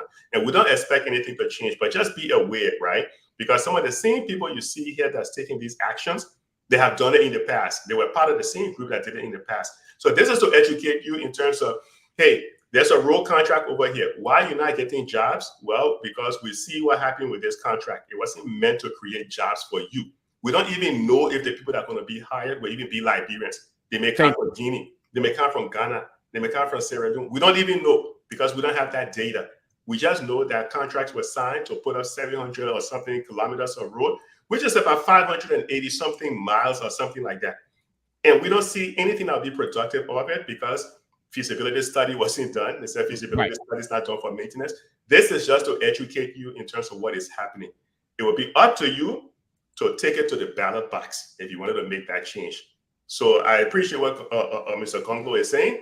Yeah, I would just let him finish and make his point, because he brought this. He's been raising this issue constantly, and I think it's good education for everybody. So we can see how these things have been working. Why you are poor and when you are poor is because the system is fixed in such a way that it just benefit a few people. It not benefit everybody. Mr. Congo, back to you. Yeah. Thank you, Lara. But so in the last discussion, if you notice, I pinned the minister on East International. There is a contract that I dropped in the chat room, Larry. I don't know if you had the time to look at that. If you look at the heading of that contract, they mention few places They talk about clay. Then they talk about another one of those settlements. But then they sell 51 kilometer in local roads in Monrovia and its environment. They didn't specify. I happened to be privy to that discussion at PBCC at the time. And PBCC raised the question with this very minister boss, okay, that why you specify clay in other places, but when it came to Monrovia, he said 51 kilometer local roads in Monrovia and its environment. Why you can't specify? They say, no time. Because this contract was signed September 7, 2017, just a few months to the election, Larry. So you can see the motive why they were hurrying to get that done. Because there was no guarantee whether they will stay on or they will go. And eventually they lost. So that was the goal. Let's sign this contract, whatever it takes, behind the scene, let's get it out. But they did a poor job. So the new government came and said, okay, but the 51 kilometer here, they didn't specify the road. So we can get the company will say, you're going to face RIA road. That's what we want. Because the previous government did not specify it. That's why the minister was complaining at that time that, the people changed the contract, we say they were building rigid road or pavement and what have you, but the people switched around because you didn't specify. You left it open. You're saying Monrovia and its environment. And the guys came and defined Monrovia and its environment, 51 kilometers as well, Ravi Highway. And so the company will go do it. So, if you guys give me the time, I will ask Lofa Julius to be in that section. Let's all of us read it together, Larry, because you've been in this country for long. Let's read that section of the law so we can all look at it, whether the minister or the Minister of Justice or the PBCC acted correctly. The whole thing that the minister say, oh yeah, you can go ahead, Julius. Quickly, why I'm trying to kind of put that out here. I know it's a lengthy document, and I'm trying to have it projected so we can read a specific portion of it to discuss that area where you are focusing on due to time constraints. While we are doing that, I also want us to pivot a little bit to some of the major issues currently in Liberia, especially the recent issue of drugs abuse. I know during President Weah's tenure, we were faced with the issue of Kush. Today, we are hearing of Zombie. I don't know how many of you have heard of it or seen some of the videos of the impact of drugs on Liberians. And of course, we will discuss President Boakai's trip to the United States, the impact, the return on investment. Why I try to put up this particular portion. We will go back to this discussion at the very end of our discussion, but I think these are very important part of the conversation that must be held, especially the issue of drugs. If we don't take these things seriously right now, I don't know where Liberia is heading. So I want us to come back here and discuss Kush and Zombie. Where are we heading? What can we do as a nation to confront the issue of drugs abuse and how our young people are moving forward when it comes to the drugs abuse, Zombie, Kush? Right now, the trending drugs is Zombie. I think I have few videos in my possession that if you guys allow me, I will play. If not, let us discuss Zombie. President Weah brought Kush, according to them, in quotation, don't quote me, and then President Boakai brought Zombie. Let's talk about that, guys. Welcome back, Ben and Tomalin George. I hand it back over to you, Tomalin George. Can I let me take a stab at the Kush and drug? Lofa, you want us to suspend the PBC? Yeah. We'll close on that, please, if you don't mind. Why I try to put up the Okay, so first of all, I think the issue of the drug issue must now transcend this politics thing. There was enough politics played about it during the elections, which I thought was very despicable, because when you play politics with this issue of drugs, it's affecting real human beings, real people. And in fact, there are a lot of despicable things that happened during the election. So it wasn't a shock. But you have an administration that came into power campaigning on the notion of drug abuse. In fact, like Lofa said, they say, it was said that George Weah brought Kush in the country. So funny thing, Jeff, what you saying, Lofa, when I saw they said this zombie thing, I was like, oh, so does it mean that Boyka bringing zombie in the country? It just tells you how. It just tells you it's a new drug. It's a new drug they say that they have found in Liberia that the DA say they have found. But what I'm trying to say is, I go down to the issue of priorities. How much is in the budget for this drug fight? The president made a big show. He took a drug test, which I thought was the dumbest thing anybody has done. I mean, I never believed why he had to take a drug test on TV with his vice president. Nobody accused both Joe Buckeye or Jeremiah Kuhn of being drug addicts. So I never understood what the hell they were doing, right? You want to do, look, I understand there's symbolism in leadership. You want to do symbolism? There's nothing more symbolic than appropriating or identifying resources to say, you know what, I'm going to go ahead and fight. We're going to go ahead and fight this thing. There's nothing more symbolic than the president leaving the executive mansion. They're probably going to go visit a ghetto. They're talking to these young people to say, listen, I am here. We're here to fix this thing. We're here to fix this thing. But you sit in the executive mansion, you bring a few of your nurses and your doctors, and they take, I don't know, I don't know what kind of drug test they took. Did he pee in a cup or did it blood they took? I don't know what they took. They came up, they went outside, were in one room, came back, and now say, oh, Joe Boyka is drug free. What did it do for the country? What did it do for the country? Look, we got to stop this joke. We got to stop this joke. And everything is politicized because at the end of the day, people use it as an opportunity to be able to score these political points. You talk about zombie, the government will have to put in place, and this is not a political issue. What I expect the government of Liberia should be doing right now is tapping into qualified expert Liberians with expertise that have dealt with this issue. You have a whole diaspora. The president is here. He's here. I saw him sitting now on a panel today talking about. I mean, I was yesterday or whatever the other day he was talking about. But this is what I'm talking about. I want to see the president summon the Liberian human capacity bank, issue a national call of action. The government has allocated $15-20 million to begin this process. Listen, he set up a what is the name? He set up a committee in his State of the Nation address. What have we heard from that committee? What have we heard from that committee? Again, it was all smoke screens. It was all smoke screen. No, these people don't want. Then you get AB and Alpha and Fadiga fighting every day. I mean, it's a joke. It's a joke. And somebody will come tell me, oh, what does CDC do? Duh, that's what you move CDC for. So I'm just saying, when Joe Boyka and his government get ready to fight the drug thing in Liberia, we will know. They say, put your money where your mouth is. We see the president's budget. We see where the president's priority. It says, show me a president's priority. Look in that president's budget. There's a man who came and said that drug was a national security issue. The money that in the national budget looked at something for national security. AB and Fadiga fighting, they're trying to figure out what to do, how to go about to even work together. And they go about doing these raids every single day. Everything is for publicity stunt.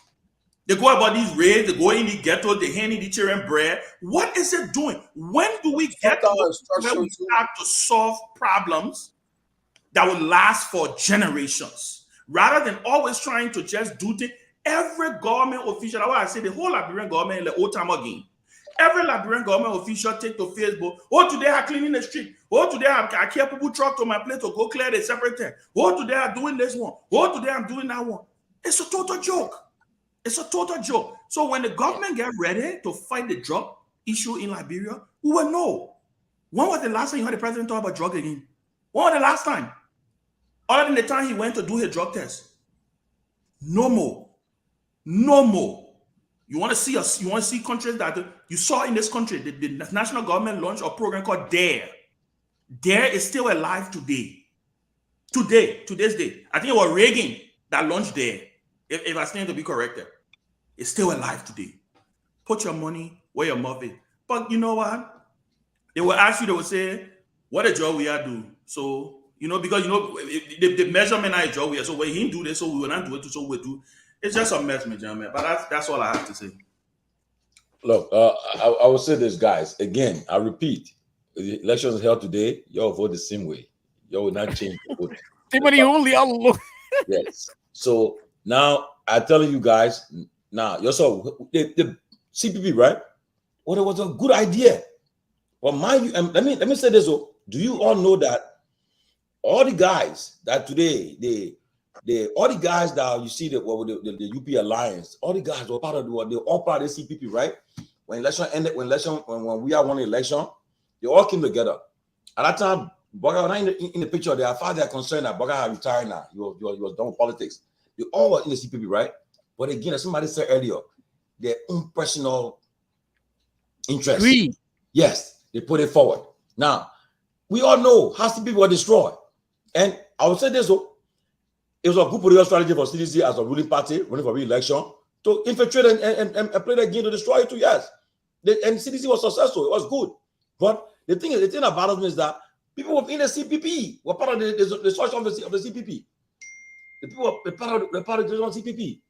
The people who not wanted for to see CPP succeed, to see Baka and coming on the seat ticket. Never. They said, no way, that's going to happen. But Tommy, we're talking about drugs or we're talking about CPP here? So let me. What are you talking about? You want us to talk about the problems in our country? Can I come in on the drugs issue? By the way, tomorrow's the birthday of one of our most Tomalin, I'll go back to. but I gotta recognize so. No, we'll have a whole section. We'll get to the recognition part. Let's discuss the drug issue. We'll talk the drug issue. We got a little bit of time. We thought all your rescue partners there. We thought that Israel is today. Because by the time we're talking that, you change the topic to CPP. CPP is dead. CPP is dead. So, it's my understanding that drugs is a non-billable issue. It's my understanding that drugs is a non-billable issue. As part of the seriousness, how our laws can pin down traffickers is also very important. You not even believe some intelligence I'm getting. There was this whole news about some guy, connected to the president of Sierra Leone that was caught with drugs in the country and all of that. In fact, I'm getting information that boy is out of the country already. Jesus. Can you imagine? AB went on the air and said to the public that you can be president's son, you can't yet, we will arrest you and blah, blah, blah. In fact, the first time that they raided some people in Clarendon, there was a huge raid in Clarendon. Most of those guys are out already. There is nothing to actually serve as a deterrent. We're always talking about money, money, money, money. That's the problem I have with even the fire service, for example. Even if you had 3 major fire service trucks in the country, let's forget about the money. If you technically position them into different blocks in Monserrato, you will still make impact. Like Ben was talking, you're talking about 50 million. When you take 50 million from the Liberian budget, you technically saying plenty of things will not happen. Because you have a budget that between 50 to 60% alone goes on salary. Over 300 plus million of our national budget is just on salary. You're talking about around 10-15% on goods and services. The one you actually get to do development for the country, it's so tiny. So you don't have the money like that to do a lot. What you need to put in place is the technocrat, the professionals to put them together for people to bring the know-how and to be able to put in system. I see people going from ghetto to ghetto all around the place. And, I think like Ben was saying, or Tomalin was saying, you handling them food, you handling them days, all kind of thing all over the place. We think that these victims are the actual traffickers. No. You're running after the victim and the real people that pushing the thing in the country. You're not paying attention to them. no surveillance, no tracking, and no intelligence on these people. And when you get them, the drastic action to be taken so that it serves as deterrent. We're not doing that. That is the real situation we got in the place.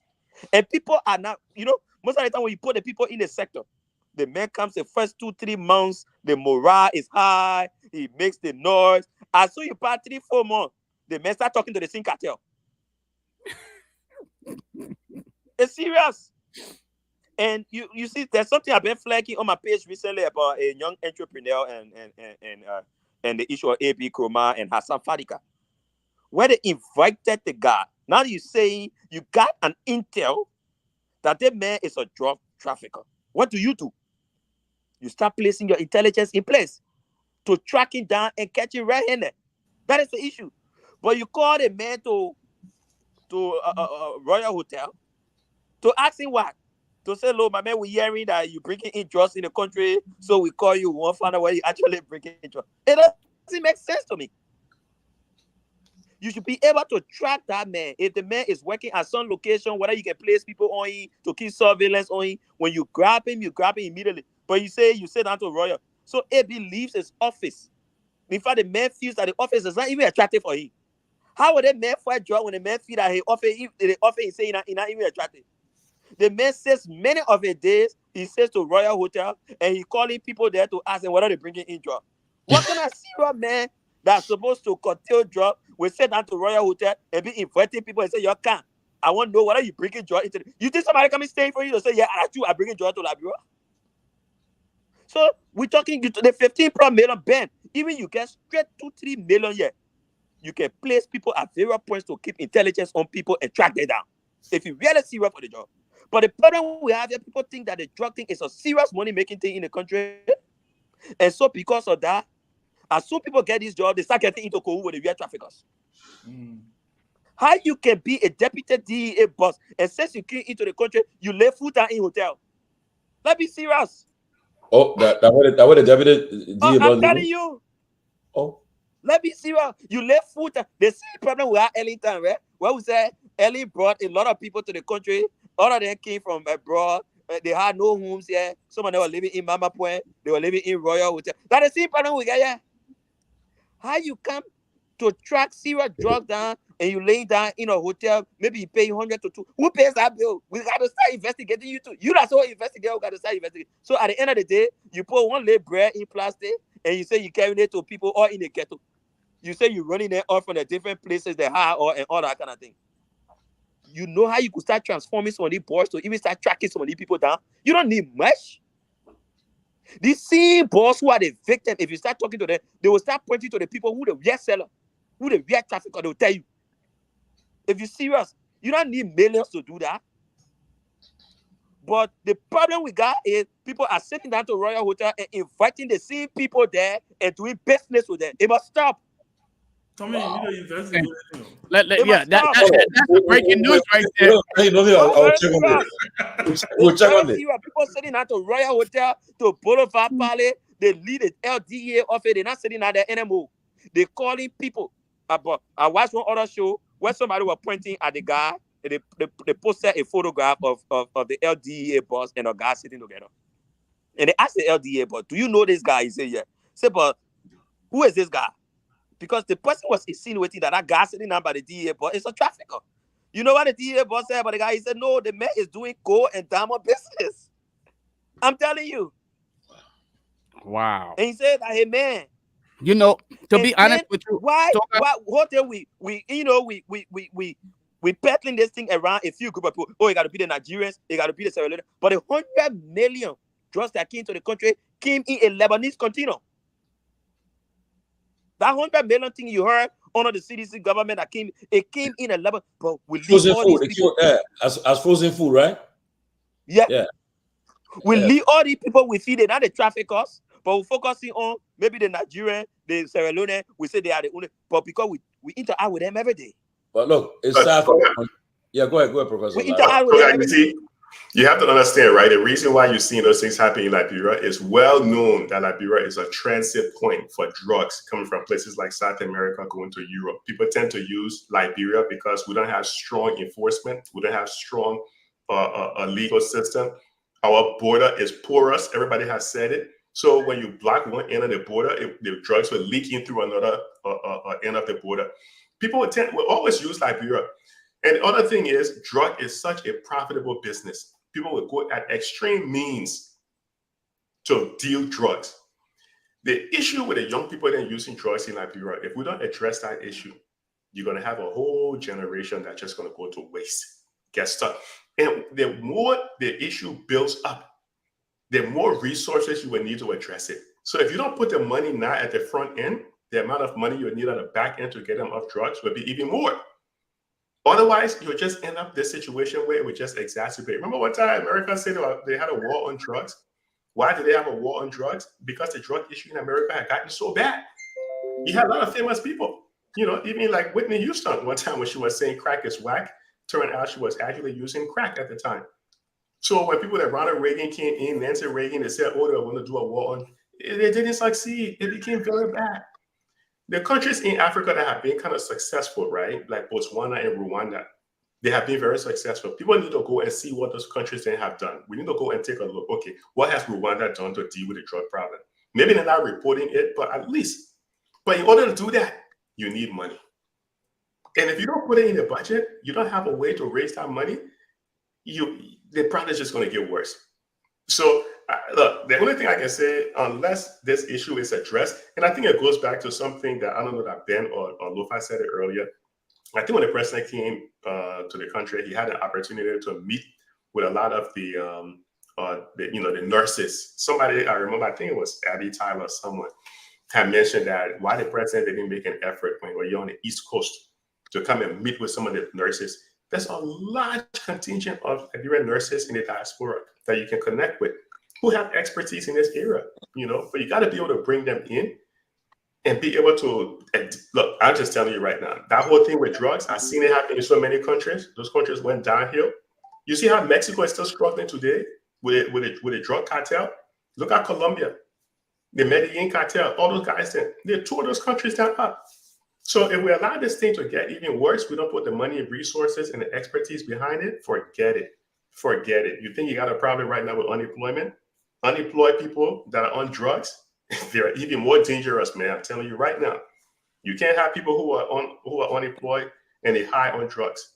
Anything could possibly happen. So, but you see, one of the things we should be serious about too is, honestly, what I see happening at the LDA and the DEA, whatever the case, I'm not too impressed, because what I thought the government would have been thinking about doing is investing in rehabilitation centers, because you put people in these institutions, you hire, like you said, it requires funding.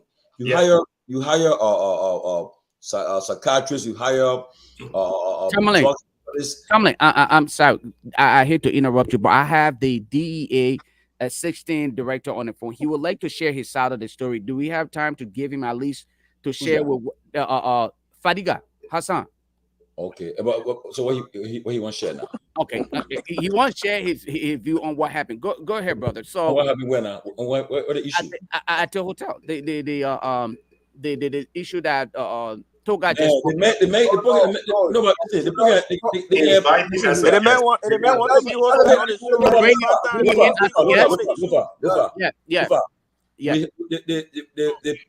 the Fadiga is a deputy director. He can appear on Spoon, he can appear on other platform, he can appear on a closing argument instead of that Twitter phone call. You can't allow him to do on. Yeah, so I will respect. I read something and appear fully. Bring forward so that we can engage in that phone call.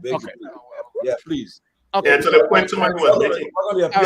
On the platform any day. Let him officially. Thank you. All right. So Hassan, again, I appreciate you, like you said, out of respect for me, you thought to respond. But again, the panelists are saying, if you prefer to speak to this, address the concerns that you come in and do it publicly to speak to that. Yeah, the best to do it.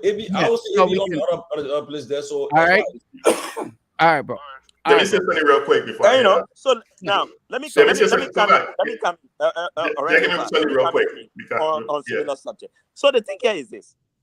Take for example, I mean, Fadika would take this whole issue that happened over there, maybe a little personal stuff. But I personally reached out to Fadika.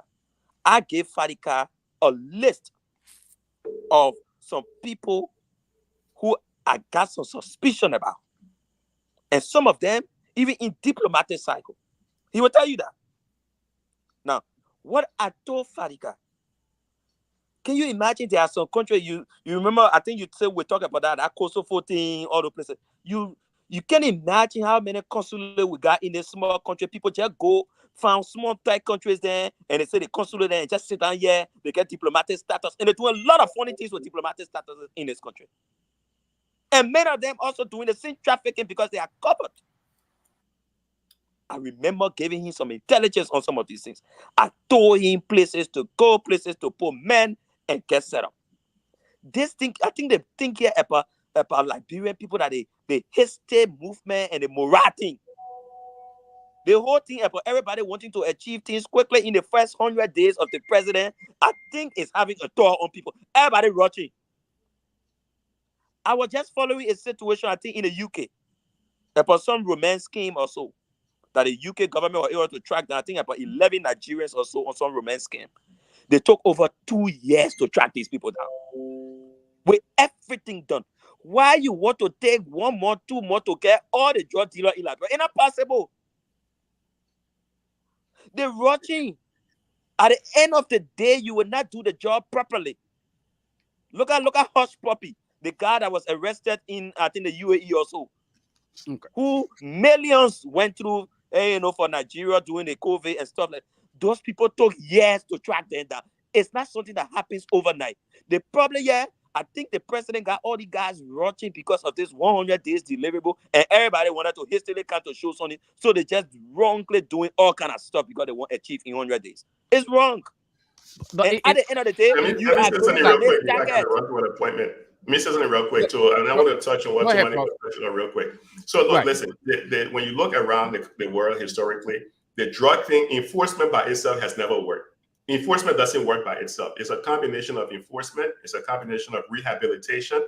You need so many people that have mental illness. They need psychiatric help, and they also need jobs. They need family to come around them and support them. It's a combination of so many things, right? The enforcement. But you see the problem that a lot of these countries they try to make, they figure, we can just do enforcement, throw everybody in jail. It's not going to happen. You have people that's why you have overcrowding in prisons. You have the problem getting even worse. But I think Tomalin was hitting it on when he said it, and I think Lofa, you guys were mentioning it as well. You need all of these things, and none of this thing is going to happen if you don't put the resources in your budget and then bring the technical people to implement. Otherwise, you're wasting your time. Just wasting your time. Let me run to my next appointment. I'll be listening to you guys. Thank you. All right. I hope you're going to chime in when we start to talk about the procurement. I want you to follow that. Yes. So just my closing stuff on the job. Hold on 1 second. But you know also. Toga, hold on 1 second. Let Tomalin come in real quick. The minister of transport of the Republic of Liberia had just confirmed that he will be making his appearance on our show on Friday. Minister Ralph Salif Tyler. And then also, let me also announce the acting president is watching the show live. Ambassador Grisby is watching the show live now. So, guys, let's continue the discussion. It's about our country. Let's make it meaningful. You know, with all fear. Let us talk about the issues in the country with all fear or favor. Let us be independent in our thoughts, and let us be very, very forthcoming. We shouldn't compromise the truth. Speak your mind. Exactly. Nobody can censor you. Go ahead. Thank you, Tomalin. Yeah. So the thing is, I mean, we can't just always tie it to money. That's my point. I know very well that yes, the LDA and some of these institutions need money, but these institutions can also raise money depending on the job they do. And all the other things we're talking about, rehabilitation and other things, based on some resources you raise, it can also go towards some of these things. If you track down some real traffickers here, you can get millions out of them. But the problem we're having is the fact that some people want to compromise things here. People think that they can just talk to people and they think that how they can solve the drug situation. We have to change the game plan. There are people, I think Professor Kennedy. Yes. Quickly, let me just, in that point here, I hate to interrupt you here, but let me just disagree with you on a point about fundraiser to support the success of the fight against drugs, because that in itself can actually cause a little bit of chaos or bottleneck. Because if you have to raise your own funds, all right, to fight drugs, you could probably have what we would consider dirty cops. These are some of the things that are concerning. Now, would it be legislatively approved? That means we can have it done legally, where it is legal for you to use certain amount that is probably confiscated from drugs trafficker to help support certain programs, but it would not be managed by the LDEA instead of a specific agency. I will agree with that. But if you say fundraiser, this is where the issue of money comes into play, and people feel like, okay, we can use this to our advantage to be able to raise funds for our individual interests. These things happen all around the United States. Almost every state, to some extent, use some of the funds that are either, confiscated from some of these traffickers, but it is legal to some extent and is managed or monitored by the system. Do we have that system to manage these kind of behaviors? Those are the kind of things we need to look at if we are going to attribute some of these ideals to the fight against drugs. You're very, the reason, because I know a lot of people seem to be hiding behind this whole issue of money. The government is challenged. They will not say it, but it's a reality. Bulk of the money, these are not like the Ellen Johnson Sirleaf era, when you have a lot of international support coming to government. When you hear 600 to 700 million budget, it sounds huge in the ordinary man's ear. But in real sense, that money is so small to even run the country. Technically, 50 to 60% of that money alone is just for salaries. It is clear. So you got to find other ways. Every other institution crying for money. So, The gentlemen, LDA on the other side. The LDA on the other side is crying for money.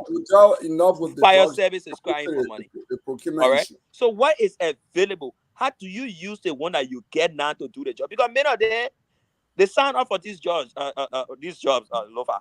I mean, this is what you want to, you wanted to work in Liberia. You chose this thing here. This is what you say you are going to do. When you saw the budget in it before you chose the job. So we cannot tie the job to own the money now.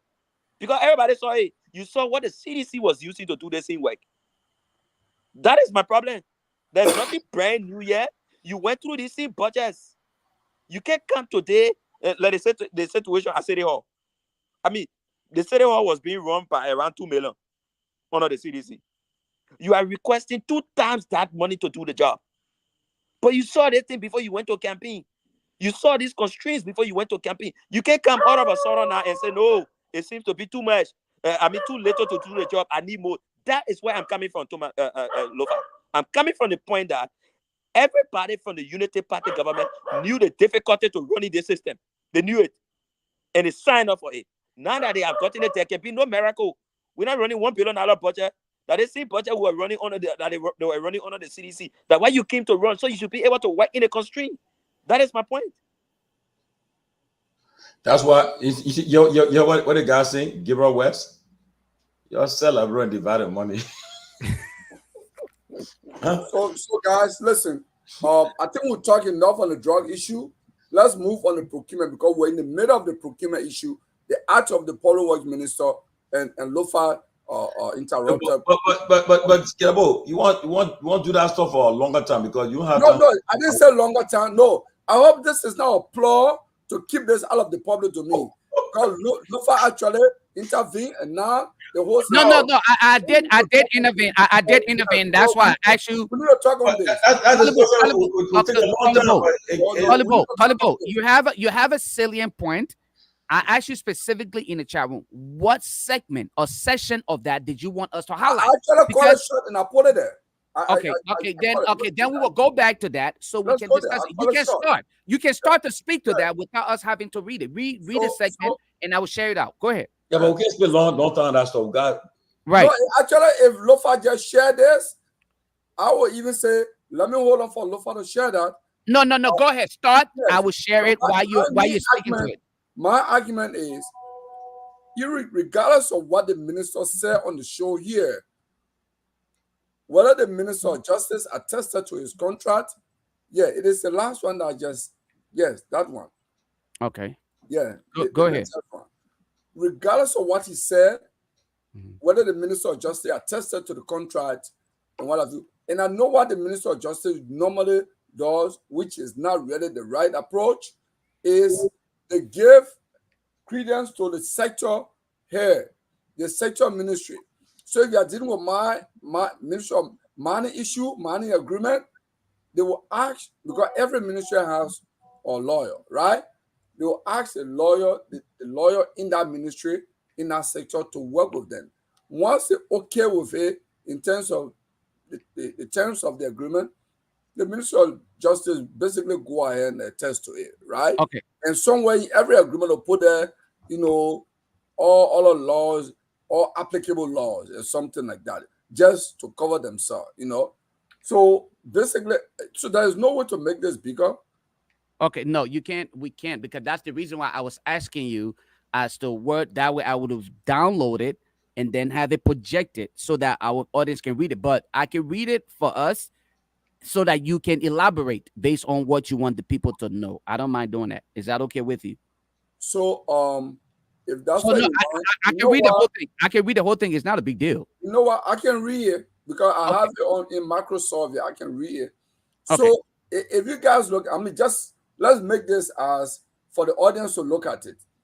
In the PBCC Act, I will read quickly. There is a section that deals with sole souls. The public is aware of.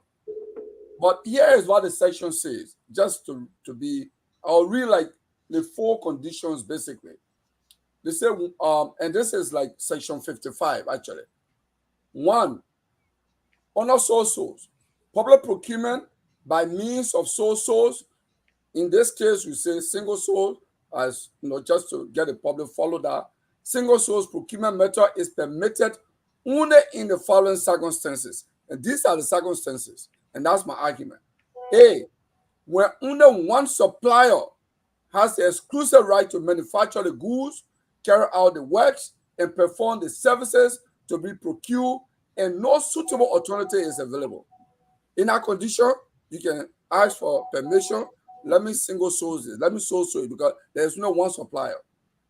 Condition number 2, in this case B, for additional deliveries of goods by the original supplier which are intended either as replacement parts for existing goods, services, or installations, or as the extension of existing goods, services, or installation, where a change of supplier will compel the procuring entity to procure equipment or services not meeting requirements of interchangeability with already existing equipment or services.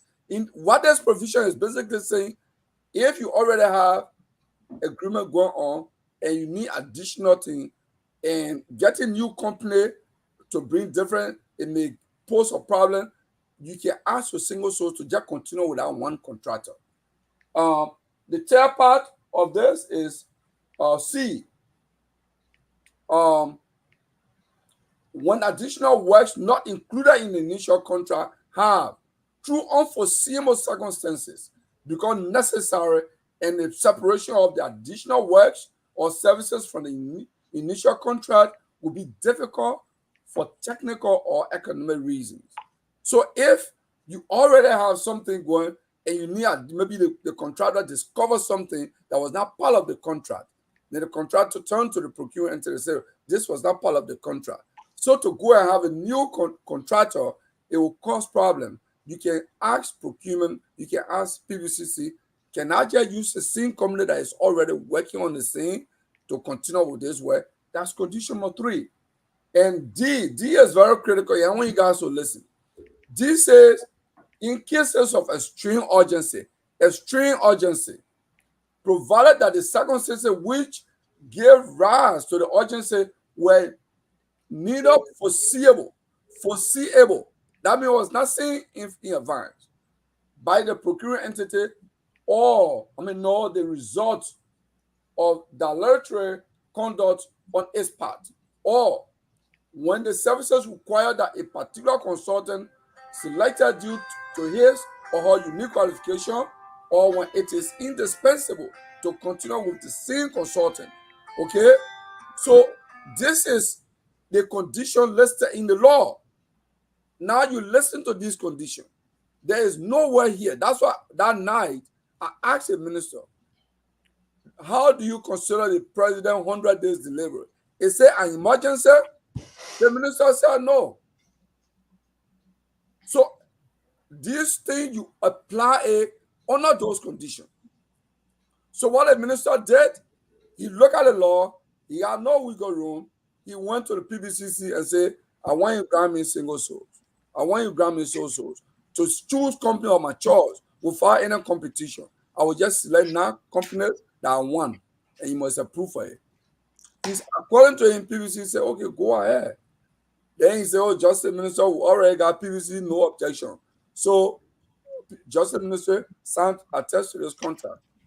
Kolimo, let me ask you a question. Who all signed on that document? Tomalin, can you hold on for a second? I'm listening to everything you're saying, but I'm still trying to grasp your point of contention. For me, that's the same thing. I'm trying to see where I'm really trying to get your point of contention. Ben, you guys, your mind run to corruption being what? Maybe somebody stealing physical. No. My question is, what is your point of contention? My contention is the Power minister did not have the right to go for souls on this. So who do you blame, him or the PPCC? All of them. So Julius, look here. Here is the issue. If you are a married man, I'm going to give this example because it's part of that's fine. That's fine. Totally fine. Right. What are do you violate your oath? Going out with another woman is a violation of your. Why you gotta use that? I married an oath. Yeah. Okay. But why you gotta use that example, Kev? I'll use that example. Yeah. All that example you use it. You can't use the mention. I'll use that example.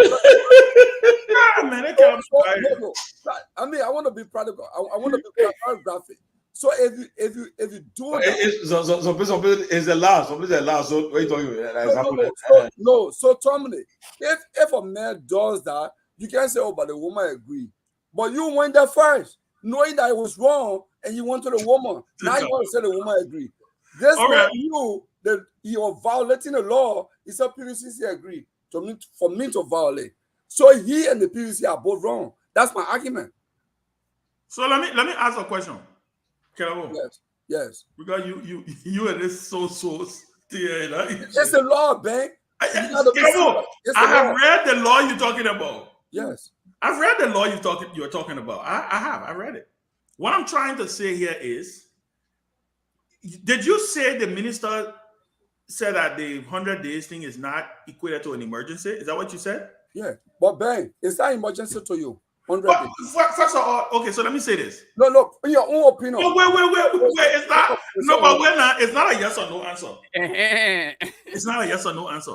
My issue here is, right, the government of Liberia, the president of Liberia, made a policy statement. Yeah, I'm on the live show. Yeah. The president of Liberia made a policy statement that in 100 days, no car will get stuck. Thank you. He made that statement, which I think I don't know what he was thinking about when he made that statement, by the way. But anyway, there were a lot of things that the president now said that I'm sure he doesn't even intend to do, right? Right. My thing is, if the Minister of Public Works, who was appointed by the president to implement his policy, because the Minister of Public Works serves at the pleasure of the president, right? The first policy initiative of this president was make sure no car gets stuck on the road in 100 days. That was the first directive the president of Liberia gave to the Minister of Public Works. In my mind, it's an emergency. 100 days? Let me say. The second thing is, it is allowed under the law. Source is allowed. Yes. It is there. Proviso. Yeah, but Calvo, it is. If does it state in the law what should be considered an emergency? Okay, let's read on the because like you said, like Lofa said, Kelabo, the onus is on. That's why you got checks and balance. That's the reason why you have the PPCC. The PPCC should not be so tomorrow. If the Minister of Education wake up and say, "I want order 10 million copybooks," right? And say, "You know what? This is an emergency. We're ready to." And so, it is the PPCC responsibility to do our due diligence to make sure that particular project or whatever they bring into them fits the bill or the criteria or fall within the legal guidelines to warrant sole sourcing. If they did that, right, you can hold the Minister of Public Works responsible. You know why? Because the Minister of Justice, who is the chief lawyer of the Republic, signed the document. Yes. The PPCC. I better disagree, but you're in. My only thing is, listen, we can make the argument about the companies, and I agree with you, because I don't think any company that didn't perform should be giving another. I'm not even talking about. I don't have any issue. No, I know. What I'm saying is, on this issue of sole sourcing, I don't think the Minister of Public Works is at fault here. That's my opinion. Okay, Ben, you know what? I agree that you have that opinion. But you know what? The unfortunate thing is, you read very well, you understand very well. The law is that you're talking an emergency. In this law, the emergency is defined very clear. They say, in cases of extreme emergency, provided that circumstances, that's a condition, provided that circumstances that is considered emergency, which gave rise to the urgency, were neither foreseeable by the procurement, and that means it was not possible to see it. The question of the 100 days, it was a pronouncement made during the campaign. It was not, so it was foreseeable. It was predicated and cognizant on. You can't play with the words, Ledana, right? Because even though it was foreseeable, right, in the campaign, it was not guaranteed that Joe Biden was going to be president. Joe Biden only got that authority to make that foreseeable thing happen when he took the oath of office. Answer my question. When a president of a country, forget about President Biden, when a president of a country say, for the next 100 days, I want to fix a road, does that become emergency? But listen, it could be deemed an emergency. Guess what? The president can declare that the issue of road is a national security issue. I see what somebody said earlier on the intellectual class of Liberia. All right, you see, all right. So now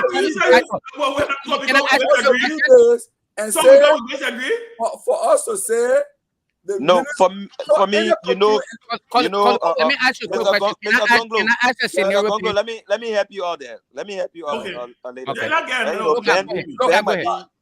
Ben also is doing the how you got it. But I mean, my point here is, I can understand the fact that the president considered this an emergency issue, because I think, they follow all these social media and the media issues and all of that, and they realized that this is one of the things the public was actually flagging. Exactly. That short video recording on the president was spinning wildly. Exactly. That in 100 days, no car will get stuck in the mud. Everybody started spinning that thing. So it became an issue. The government got under pressure and they wanted to deliver on it. So you see. So emergency out of politics. They had to make that an emergency. But the thing here is this. My problem here is this. I mean, you pick 9 companies. You cannot give no objection to 9 companies. You have just, swept other companies under the rug, like they're useless in the country, and they should not participate in any competitive bidding process. That is my problem. Toga, That for one is me, not even the issue. for me, Toga, for me, that is a legitimate. That is a legitimate. What process? How were those companies picked? For There me, you that's go. the conversation. That's the conversation. That's Let's why go through that. Here's my get big or not, Under the law, and you just close. You know, under the law, let me tell you guys, under the law, when you go to so-so, the conditionalities are here. Yeah. When PVCC gave you that right to go so-so, even though there is a provision here how you go about it, if you go follow down in the law, which we didn't have time to read all of that, there is a provision how you go about it. There's a procedure for so-so procurement. There is a provision on that, but it's more or less subjective to a large extent, right? So if you have like 100 companies in the country, and you want to just pick 5, right? So you go and say, look, give me right, I want to just choose 5. Okay, right? so you're saying that? So you're saying he didn't break the law on our part? Then picking the 9 companies, you're saying he didn't break the law? Because I can't, you know what? I can't even definitively say that, because you know what? When you're doing that, you lay out in your application, you lay out the procedure you're going to go through. You and I have not read the procedure he went through, whether it met the condition of the law. What I'm saying is the condition for you to apply for single source or so not met. That's your that argument. condition was not met. That's my argument. Okay. Look, in fact, if you look in the PFN law, that night the minister said he used the budget was staying in a draft form then.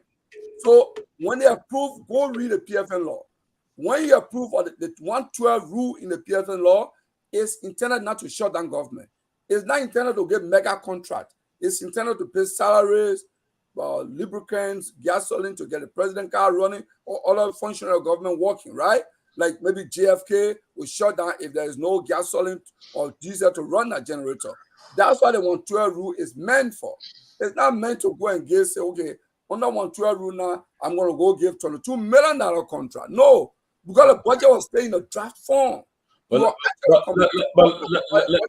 let me say this. Let me say this though. Let's be honest. Don't forget, the minister was a former deputy minister at that ministry. I come here at that ministry. A record too when you Hold on one second. Let's land. So he understands how the process works. Number one. Number two, the president, who's his boss, issued a mandate that he said this will happen. So in order for him to make sure that the president mandate was implemented, he went to the PPC, right? If PPC wanted to be, if I can wiggle my way to get my job accomplished, you think a PPC who's going to regulate or put me in check, they don't do it? What you blame for that? I want to carry on the mandate, make sure the president's mandate was carried out, and that's what he did. But imagine now, he's not alone. I told you earlier, I said you have other signatories in the government who are part of that document. Okay, and I repeat, you had a justice minister who attested to that document that a contract should be awarded as you continue with this contract. So you blame the guy for that? You know at which point the justice minister attests to it. After you go to the justice minister and say, but I met all other requirements, right? It will raise the issue. Right? So the minister is not in the procurement process. But Tomalin, I will say this, and I will say to all of you guys. Let me end this though. Once a single source, everything will have a discussion on the public minister now. Once what happened. So that's what I'm not dealing with. Tomalin, can I just chime in here real quick? And the reason why I asked about Kolibo's point of contention is because I wanted to have this clarity, right? He's trying to blame the public works minister's action on him solely, and not that of those who were supposed to approve the action. All right, but here's let me land. This card you see in my hands right here, it has a credit limit of almost $75,000. State's issue with my name on it to purchase equipments for any of my techs in the field or when I'm in the field if needed. Okay, guess what happens? When it is an emergency, every purchase that is made, it must be approved through the procurement department, right? If I had an emergency and I needed to purchase something right away, I ran to Walmart, something that had to do with any of our sites, and I needed to do replacement, even if it was up to $10,000. They approve it. Guess what? It was approved. I have nothing to do with that. All I need to do is at the end of the month, submit my receipt. It will be subject to review. Thank you. I submit my receipt. They already, I have the card. I'm supposed to use it. My text on the field. They need to get the job done. I purchase. If it is approved, I'm done. I have nothing to do with it. They actually justify why it was approved. If they deny it, then it is upon me, Lofa, to say, look, I need to get this job done. I'm on the field. All my texts are out there. They need to get it done. That's why we're purchasing. And that's why I'm saying, in his defense, they did not do their job, so we cannot hold him solely accountable for the problem. We'll continue that discussion. We'll continue that discussion, guys. I want to recognize. I want to close. Yeah, okay. I want to make. Yeah, let me close on it. I know. Let me close. Let me make my closing statement on this. One, I will say this. The law here is very clear on how emergency is defined. We are not clear, but it's not clear who declared the emergency, though. Oh, no, Ben, it's very clear. They say, okay, they say if the emergency, the circumstances that are giving rise to that emergency, if it were not foreseeable. So you don't think they are getting stuck in the market is a national emergency? No, because I can't be stuck in more for. But it doesn't mean that it's not an emergency. No, because it's been happening, it means that it's not an emergency. No. So we cannot change the meaning of the law to say because Ben Sanvee is a president today, and Ben Sanvee say I want car to be speeding 75 miles per hour from here to RIA. So the only way you can roll. So let the current minister go before then because no, we can't say that. We can't change the law on that. The law is the law. That's my argument here. Second, I'm coming. I have not argued that PPCC is exonerated yet. In fact, if you remember that night, I argue that PPCC, that's how Tomalin said we're going to bring the PPCC boss, right? I argue that PPCC did not follow the law. In fact, after the show, Tomalin admitted to me that someone spoke with him and said PPCC boss did not follow the law. And let us not pretend on this. Okay, look, you see, Kev was up today, but isn't it? Two persons can be wrong. You can't say one person can be wrong. No,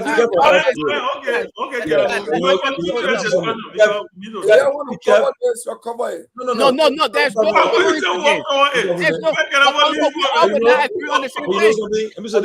on the show. But I think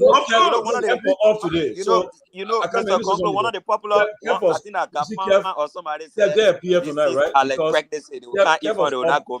Kev off tonight, but because of a special birthday or celebrant that he appeared, he's off tonight. Yeah, Lofa put a picture up. We call her the real rescue sister. That's the real. That's not a fake rescue. The real rescue sister. Is he alive? Is your friend a rescue fit? Well, Tomalin got a rescue minister. Or no, I'm a rescue minister. I'm not a minister.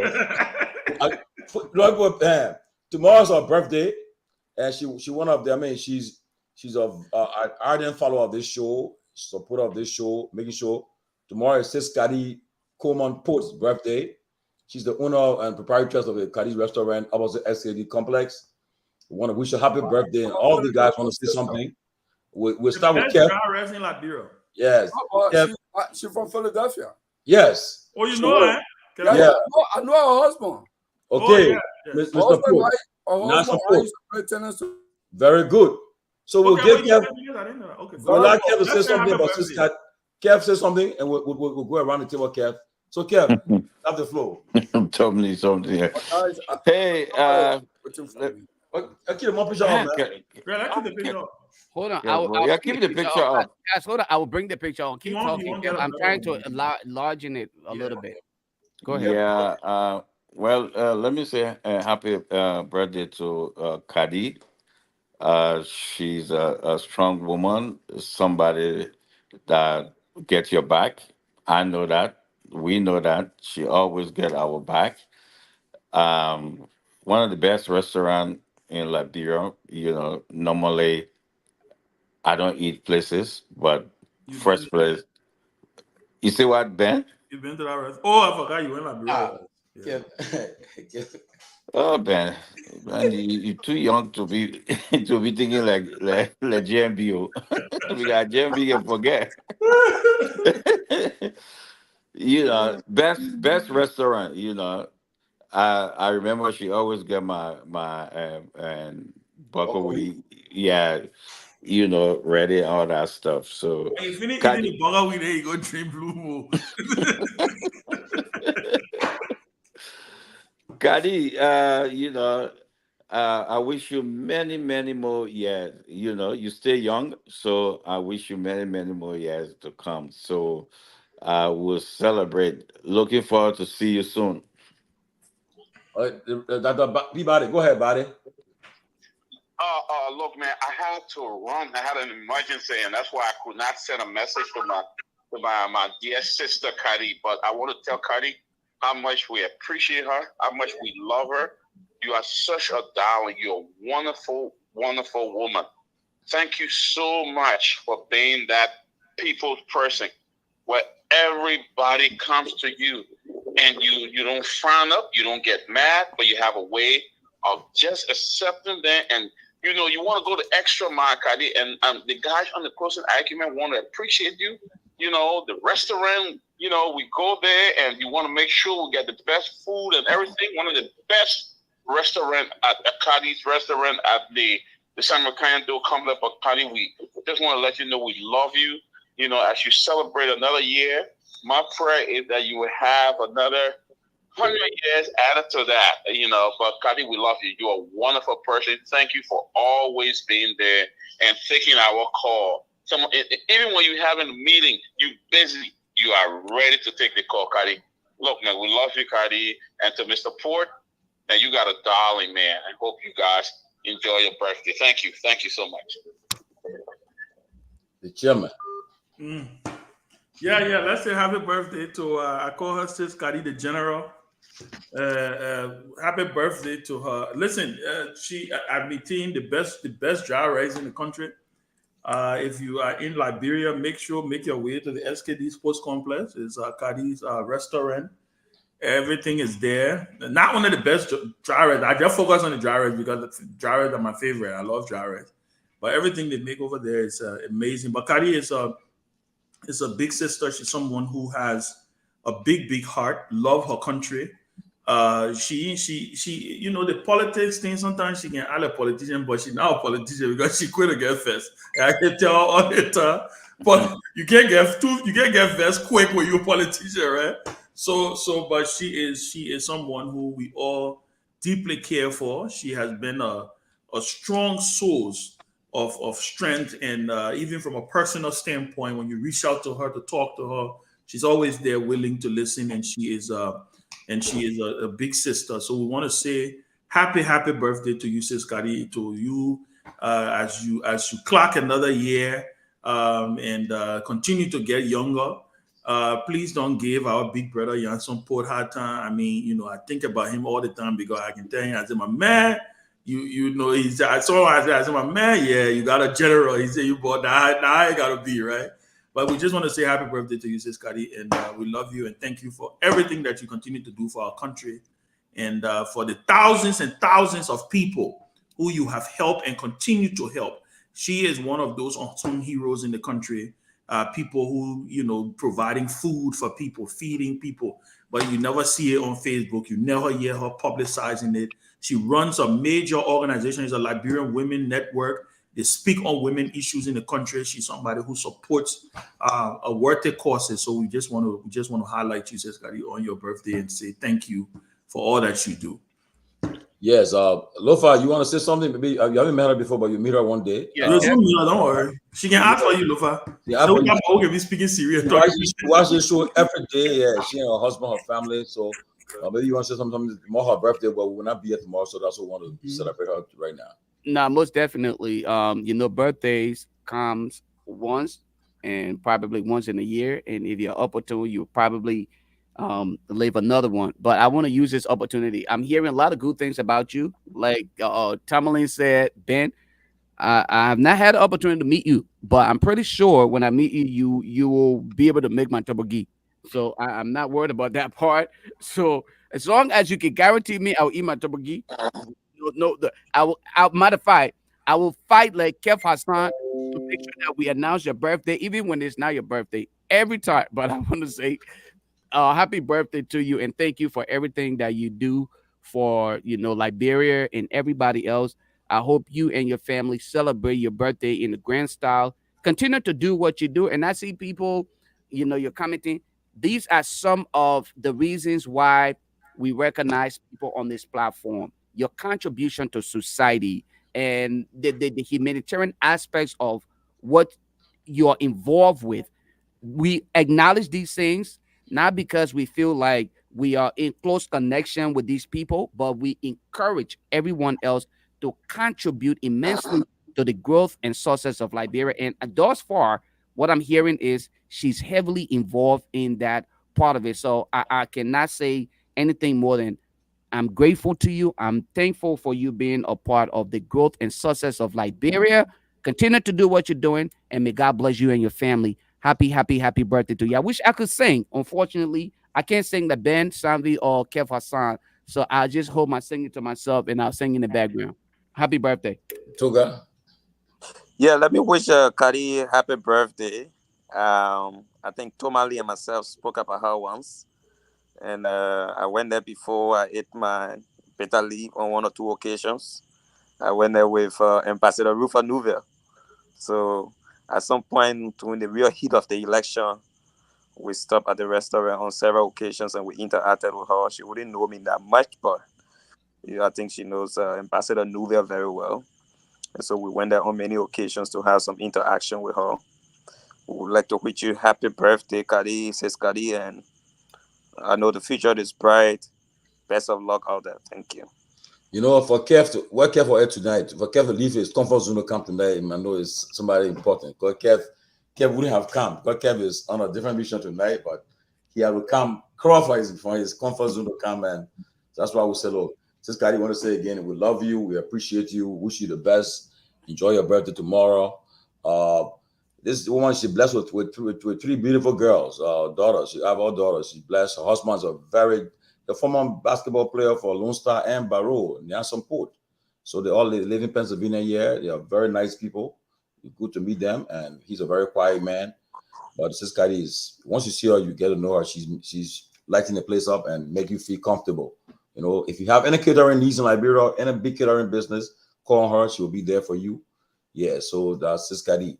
Kari, come on, Port, happy birthday, and enjoy your birthday tomorrow. Stay blessed, and may God bless you. Wish you the best. And one of the things we need to say, a lot of one of the most important news media in the entire country. She's the brain behind it. That everybody know about. She's the brain behind it. So I just want to throw that out. Okay, so tomorrow is Kari's day. So we won't be here tomorrow. We don't want to say thank you for guys for all the kind words to her, and we bless her. God bless her. So guys, let's end it. I'm getting call from the former president. Well, guys, let's kind of close up on this part of it. Let's close the argument for tonight. Yes. Let's start with Toga because he's in Liberia. Let's start with him and then we'll go around the room. Yes. So I know this is a developing issue, and it has got to do with the whole training issue with the LTA. The LTA is still a topical area for discussion. There is an upcoming issue on the newly, appointed chairperson, Mr. Abdullah Kamara. There are reports that he was also in business with the outgoing chairperson of the LTA. And there was a bank account open, the Liberia Digital Transformation Project account at GT Bank, where millions were put into that account. Wow. There are 3 persons connected to this entire syndicate, and Mr. Abdullah Kamara, Madam Ewina Zapa, and Wisse Blamo. the last chief of staff to the president. In fact, there's a letter that reportedly came from Mr. Wisse Blamo to the LTA. People in the LTA have confirmed that letter came that gave the woman an exclusive right to open an account with GT Bank, where she took money from the LTA's account and put it into those accounts. And she and Mr. Abdullah Kamara were doing business together on a Hitama group. And he's today heading the institution. He's the acting chairperson that Ambassador Bouaka just named. My issue with this matter is there is no way possible that you will suspend other people because they are ongoing audit, or you subjecting them to an audit, so you suspend them. But you're not using similar yardstick for a man who will also be subjected to the same audit, because there is no way that you'll be auditing the LTA and not audit the man that did business with the same LTA over the years, who is now the chairperson. So thank God, Tomalin, you say, I think the chief of staff is watching. I hope he can pick that issue up. It's my understanding that he's at least in the know of this matter at the moment. I hope they can investigate this matter, because there is no way the acting chairperson of the LTA will be doing business with the outgoing chairperson of the LTA, and there is an audit and you suspend other people and you keep in there. He's also going to be going to the GSC for the same audit investigation. So if we are using one yardstick, we can't be using it for one group of people and we're ignoring it. I don't know why the Bouaka administration will be running after maybe certain people from 10 new portfolios, for irregularities or for audit or whatever. But then other people in those same system that will also be subjected to the audit, we ignoring this. Okay, so cherry picking these kind of issues, that way I got a problem with. If you want to fight corruption, let's do it holistically. Well, it are your own people into the corruption issue, go after them. That's all I wanted to say. Okay. As it gets further and we get more documentation on the matter, I will share it with the closing argument so that we can raise this issue to a higher level. We'll do a follow up on that story. I will follow up on the I will especially that with the Abdullah Kamara guy. I will try my best to hopefully we can to see what I can get to him too, because it's important. Yes, Kerabo. Mr. Gonglo. Mr. Gonglo is sleeping. He's talking, but he's muted. Mr. Gonglo, you're muted. All right, so guys, this has been a very interesting. I mean, you should make Kerabo last, my man, so it can go. Because Kerabo will take 10 minutes, my man. Yeah, I will take 10 minutes. Yeah, my man, can you be last? Let me go. So listen, hear what I was saying. Now I'm going to repeat myself on this issue. We are fighting for the good of Liberia. And that's what all of us have been doing for years. And I will say, maintain that we as Liberians, we have an obligation to uphold and hold the feet of our public officials to follow our laws. The argument that if two persons have a role to play and one person gave in, the other person must have an excuse that, oh, the person asked me to go kill the person because he has that authority, so I'm exempted. Both of them are equally guilty and culpable before the law. And that remains my argument. And I think the Power Minister proceeded wrongly. He knew he did not meet the condition. He went to PPCC. We don't know the nature of the conversation that took place between he and the PPCC. We were never privy to that.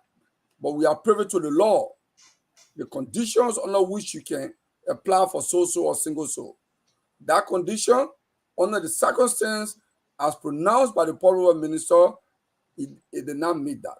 I maintain that. And I think that good opinion within the procurement cycle in Liberia, procurement professionals who agree with me. Because those who started procurement understand what I'm talking about. It did not meet that condition, and I think he went and asked, you are asking the person to do the wrong thing, and the person agreed with him for both of them to do the wrong thing. And both of them are equally wrong. And what they engaged in, they corrupted the process. The public procurement process, they engaged in an act of corruption. Not necessarily stealing money, but what they engaged in is an act of corruption. I maintain that. So yeah, and we want to get to the PPCC boss. I know Scott Johnson. We want to get to him to find out why he allowed that to happen. Also, the Justice Minister, why he put a signature on that document if it wasn't right. We want to get to them. So please let us. We'll not let it go. Let us follow. Let us follow up on it so we can come back to the library people and tell them, well, maybe we can provide more understanding to librarian people instead of just letting it just slide. You make a good point, and I respect you because you come to the PPCC law. Somebody who I know is well versed in there. You work. I mean, you have a lot of understanding about it. So that's why I won't argue with your position on that issue. Yes, Kev. So, Kev, I was very short. Though. Yeah, you Less were than 2 short. minutes. Well, I listened to the show. You guys have a good show, but let's make it clear that the reason why the JMB government will keep Abdullah because uh, where Abdullah was getting from LTA, he was actually furnishing and financing the Unity Party, and that's why they will not. They went against a winner because they didn't get that from there, and they got it from Abdullah. So they want to keep him there. It's all about money. So we all know what Abdullah was doing. So he was actually furnishing and financing the Unity Party, and the truth will come out, and that's the truth about it. So we know that.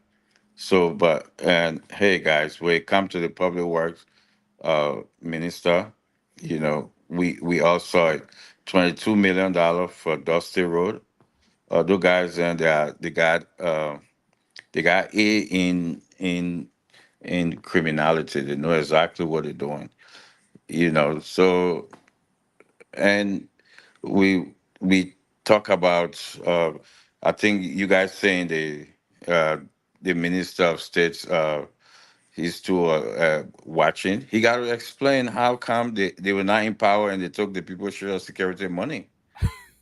Imagine your grandpa. You understand? Imagine Julius, your grandpa, your family who collecting their social security money. If this government continue what they're doing, there will be no social security money for people who collecting the social security money. You took that money before your first day in office, over 100,000, and buy 5 cars in the name. Oh, we're having people for inauguration, so we need cars. Oh man, I'm well hearing around 500,000. You say 100? sorry about that. I think I was helping them, but I remember when we went 2002 with our former network. We all had a big SUV that you can rent. They're there. Lofa, you go to the SUV there, you can rent. But we went back and last year, we got cars. Cars are in the country to rent. Beautiful cars. My man, if you see some of the SUV they renting there, you say, wow, beautiful cars. But he took that money from the pure share security money. This is when they talk about NASCAR, people need to understand that the amount of money that they work for, that they retire, this government took it. This minister of state took that money and used that money to buy 5 cars. And those cars, guess what the cars are? They share each other. They share the cars. So, To Kev, family members, they 5 share the minutes. cars. So if this government continue, like I say, let me close with this. There's a there's a two crime that came on the Liberian people that actually uh uh the Liberian people are facing today. The first one is the war, and the second one is the presidency of Jose Iman Bokai. That is two greatest crime upon the people of Liberia. The two greatest crime that will mix with misinformation. The war that will misinformation. The war came to Liberia based on misinformation, lies. And now JMB presidency is based on lies. That is the two greatest crime on the people of Liberia. It's a crime. How can you come and take the people's social security money, come in the name of one rescue you? Then you come back. Look at the latest thing they did today, Lofa. I don't know if you guys flag it. Kosovo. You met Kosovo president. And then when folks say, oh no, Kosovo too trying. It's not business country they're trying. You say, oh no, we're trying to get seats at the UN and security, whatever. And guess what they say? They need Kosovo help. They need them. They need the membership. They need them to support them. And guess what? Kosovo is not even a member of UN country. They're not even there. But you took picture and put on the mansion, telling the world that you need Kosovo help in the UN, and Kosovo not there. So it's the greatest crime upon the people of Liberia. So that two great crime: the war and the Jose Iman Boakai presidency. And mark my word, it's the worst thing that would ever happen in Liberia. The war and Boakai presidency. I rest. Lofa. Tomalin, again, let me just say it was a great show, wonderful contributions. I think we hit a variety of things, but I want to close on this note. And this is very serious. I was laughing because the way Kev presented his point. I mean, yeah, it was a little bit funny, but let us be serious about what is happening to Liberia. You cannot prosecute a man for doing certain things based on a specific rubric or what we would say recipe, and then you use the same recipe and expect to be celebrated. What I'm speaking to is the act of the UP and her establishment, the level of deception, the level of hypocrisy, and due to the gullible society to some extent that we find ourselves in, it appears as though those who even claim to be the educated ones are even more gullible than you can imagine. Yesteryears, we frowned at President Weah for traveling with huge entourage. Today, President Weah President Boykai play out of President Weah's playbook, but intelligently cover the amount of people who are coming to these various events by not including their names on the list of participants. Yet and still, he brought them along, an act of deception that could be considered corruption to the fullest. You would think an elderly man in the minds of Honorable Boykai, President Boykai, will think in the right direction as to how can we fight corruption and make sure that we limit our spending.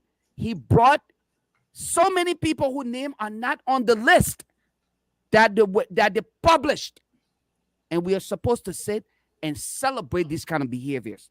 Honorable Boykai promised Liberians in 100 days there will be no vehicle stuck on major highways. After the 100 days, they came back to defend this and provide excuses. You are supposed to be the rescue train, not the excuse train that we are experiencing today. In 100 days, they baffle, they struggle with putting people into positions for the self-proclaimed educated and experienced people to struggle this much. It is mind-boggling. It is embarrassing. And it's to some extent what I would consider at the very top of deception. To some extent, one would actually consider this a form of thievery. They're stealing broad daylight in front of the people. They told Liberians that the issue of drugs was on the President Weah, the Weah-led government. Today, we have zombie. And if you were to compare the definition of Kuch to that of zombie, I think Honorable Boyka and his entourage brought far worse problem on the country than what we experienced during President Weah's term. It is embarrassing that those who claim to have been millionaires and multimillionaires in the United States went crawling on their knees, begging for jobs in Liberia because they could not sustain themselves to some extent. And here they are. We are back to where we started. They are not showing or exhibiting any real example of what the people believe and what the people expected. It is shameful to see that today Honorable Boyka is in the United States. What we found at President Weah for photo ups. He took photos with everybody else, every president, but we did not experience the return on our investment. That is the trip out of the country. Today, Honorable Boyka, President Boyka is exhibiting the same behavior. He brought hundreds of people out of the country. And I'll elaborate on this because I think it's only fair that Liberians understand these things. It's not fair to Liberians that you will be deceptive to the core. You brought all your colleagues with you to the States. What do we get in return are the things that I'm more concerned about. What do we get as a nation? Upon your return, we want to know what did we actually achieve, okay, at your various meetings and all of the different interactions you had. When you get to Liberia, Liberian wants something in return. The fact that your public work minister couldn't even speak to issue based on numeric value. He could not quantify or quantify the work that is being done. I am concerned. I am heavily concerned about what is happening in Liberia. It is embarrassing that those who criticize the CDC government, those who call President Weah inept, those who call President Weah uneducated are today playing from the book of the uneducated and inept president. It is embarrassing. It is shameful. What that tells me is those self-proclaimed educated people were only pretending, and the pretense have literally been revealed to the public that they are worse than those who they claim were incompetent, uneducated, and the worst of all. Thank you. Okay. Just before I end my closing, if you want to know more about this, you can go to eatatcadiz.com. You can click on it and you'll learn more about the restaurant and more in America and Liberia. Eatatcadiz.com. Eatatcadiz.com. Click on it and you'll know when in Liberia, you're visiting Liberia, it's easy. You'll learn more about this place. Eatatcadiz.com. Click on it and you can learn more. On my closing is that, look, I've been saying it. We've been saying it. There's nothing changing in the country. It's still the same. Things are not going to change. Things have not changed. The same business as usual. And we have an obligation to the country to speak our mind, to speak out. We should not compromise the truth. Say even if you're friends with people in the government, you got to say clearly. If you don't do it, then you complain. You are not doing fair to the country. Let's be honest and say to each other, especially those on the rescue, who was on the rescue train. Now, we know our friend, I will come to my friend Delon today. He had a podcast. He used to have podcast every time and talk about issues, but now they're all gone silent. They're all silent what's happening. I mean, I'm happy that Amara Collins in the corner is speaking out. He's speaking out. They all put the rescue team to power, but he's speaking out now. My friend John Malou, we've been having exchanges, but back and forth, he's frustrated too. All of them, they are frustrated right now. What's going on? Even my friend Stanton, who was for Stanton, Stanton played an important role. His network played an important role in bringing rescue to power. But today, I don't think Stanton he's not happy with them. We all know it. He's not happy with them, and people are getting discouraged. And it's too early, too soon, But again, and that's why most of them are afraid to come here. Those who come here, I respect them. You come and engage the people. That's why I was just talking to the press secretary with the president, traveling with the president, and hopefully she will make her appearance here now. She assured me that she'll make her appearance here. So Madam Fofana will be coming here soon. Maybe she's watching in the States with the president. So we bring them forward. They will come forward. We are respectful. We're not going to disrespect nobody. As I showed them, we won't be disrespectful. We'll be civil. And we just discuss the cultural issues, Already the Minister of Commerce, Amin Moda, Ben here. Public Minister Guinness, Ben here. The Minister of Transport, Ralph Salitala, is on his way to the platform too. So the information minister, Jerry Limick, Matthew P. has also expressed that he'll be coming soon. So let us, our platform is open, you know. Especially the DEA, that's an issue that in the news. I'm surprised at the Justice Minister. I'll reach out to him tomorrow. What's happening at DEA? It falls on your supervision. And there was issue at the DEA with that guy who accused of bringing to the hotel and humiliating him. What's the outcome of it? Want to know what's happening? What's happening? What happened to that investigation? We can't leave it like that. So our platform is open. We invite people to come here, and the guys that are all intelligent folks. They will not disrespect you. They will ask you the questions. If you're uncomfortable with the question, yeah, you can choose not to answer. But we're not going to come and start insulting. Or no, we don't do it yet. But we just want to talk with Liberian issue. It's serious, guys. And until we can continue to make this kind of a intervention, our country will continue to be where it is today. Because it's sad though that we have fighting now. Our friends who was on the rescue team, most of them now they are put up folks in government.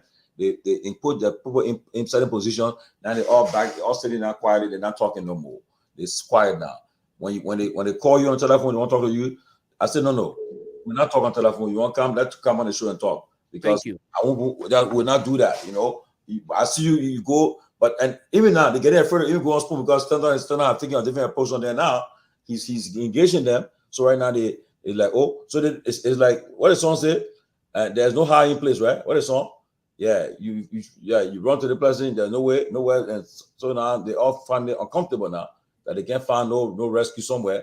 They can rescue the country, but then they're looking for rescue now because when they go they thought they would have it easy with spoon, but no. When they go to see they miss them, and they move from there, they come here onto the phone. I said, no, gentlemen, or lady, let's come here. You know, let's come here talk. And honest with you, people who are personal friends of ours who was in it to their throat. They'll call you and confess it now and say, look, it's not how things we expected, but that's how it is. So, guys, let us continue to put our countries first. But again, visit eat@kadis.com. Visit it. That's a hamster husband there, Nyanson Cake Port. That's it on the platform there. Eat@kadis.com. Check it out. Click on it and you'll learn more about Kadis restaurant and more about her business and so forth. She's a great human being, and I'd love for you to meet her. Guys, again, we call it a day. Anybody else say? Yeah, Tommy, they talk about the SKD complex. Yeah, you get into SKD complex, it's right there. Yeah, Tuga is a seasoned Liberian journalist. How you know he's on the grind in Liberia. He's been doing a lot of work in Liberia in journalism. He's not one of those guys who you can easily come and just he speaks his mind. You know, you will not like him when you get ready to take on an issue. Right now he's behind the LTA issue. I can tell you. He will not rest until we get the whole story of what happened in LTA. It will come down. Abdullah Kamara, you're in trouble. The guy you on the books now. I don't know how you manage, but beware. Guys, no, guys, it was a good show. Yes, thank you, gentlemen. Thank you very much. Yeah, you guys have a good night. I mean, it was wonderful. Please, by the way, guys, even Tomalin, if we even need a guy, the guy who was victimized at the hotel, I can reach out to him. The day we want to host him, he will be ready to talk. That'll be great. That'll be a great show. By the way, they reached out to me too, but then I was like, you know, when I reached out to me, I saw him on Spoon. He explained. I said, but then he already explained it. Yeah, you already explained his part, right? You still want to come? Right? I mean, if you already explained it, anytime. Yeah. All right. And so forth, you know, and I want to agree. Also, you guys want to tell all your hi. You guys say he's okay. You want to say hi to all of y'all. Tell you, say hi. When he coming back to? And then he likes it small to get back. Get back. But guys, right, thank you, gentlemen. But then people go look. I can tell you guys, the 2029 election coming so early. The people that it will be. But I want to pray for Liberians that, like, look, we should not. For me, you shouldn't make the options too many, you know. But again. But somebody about to start a new show here because you started go into it. They will tell you tomorrow we'll be on one side. Hey, look, right now we into 2024, right? The UP government got 2 years, 2024, 25, 26. Yeah. By the end of 26, things are changing. Things are changing. 2026. Because right now, the guys that you see the Mo Ali, the Amos Square, Luther Tappe, all the guys, the DeLong, everybody, they're moving around, everybody enjoying themselves right now. But guess what?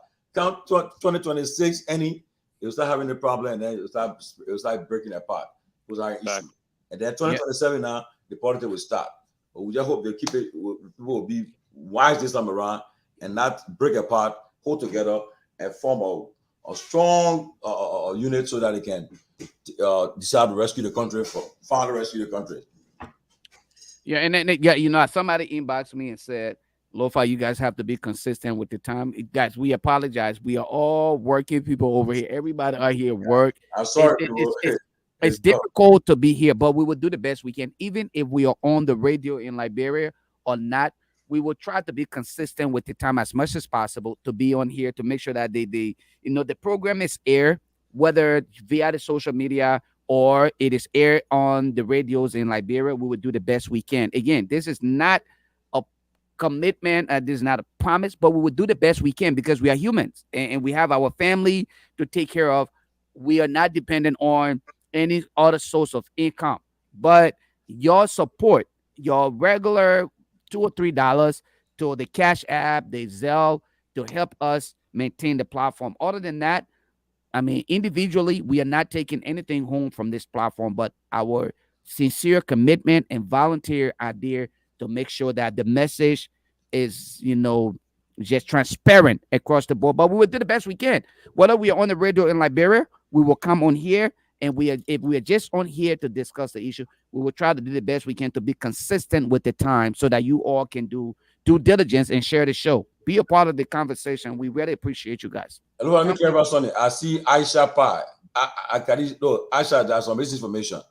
No food is sold for $9 at Kadi's restaurant. Stop it. $19. Please stop it. Yeah.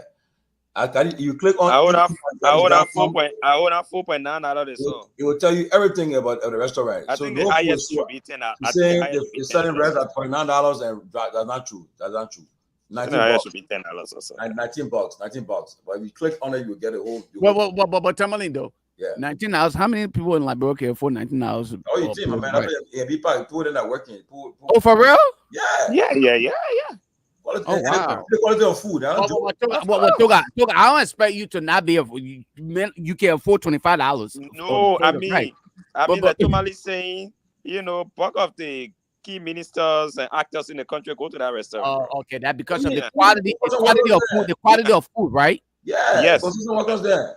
The people that are working, the construction people that are working on the building that thing, they go there. In fact, they order food, they cater to the people that order the food and so forth. Yeah. Well, that's good. That's good. But that information is generating about the food is sold for $9. That's not true. That's not true. Okay, that's not.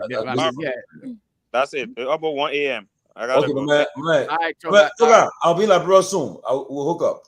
All right, Chief. I can't announce the day before the guy tackle me. Toga, host me. Toga, I just want you to host me in Buchanan. That's why I want to go. I visited Buchanan this around. That's where I want. That's where I'm going. I come in there. All right. All right, guys. Okay, guys. Thanks. But look, you got NO. All right. No, I got to get Kev back on here. Let me see if I can get Kev back on. But yeah, we're good. Yeah, you get it? Yeah, okay. We got it. All right, man.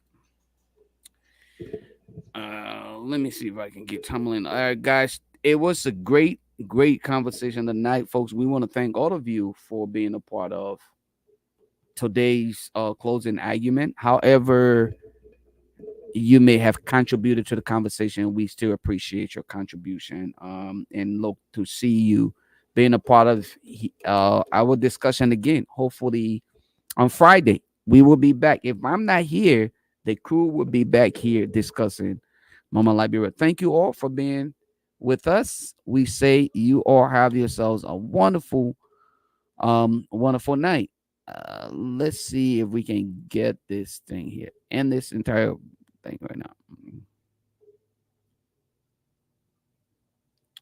Yeah, Chelsea is asking. She said we were not on the radio today. Unfortunately, we were not on the radio today.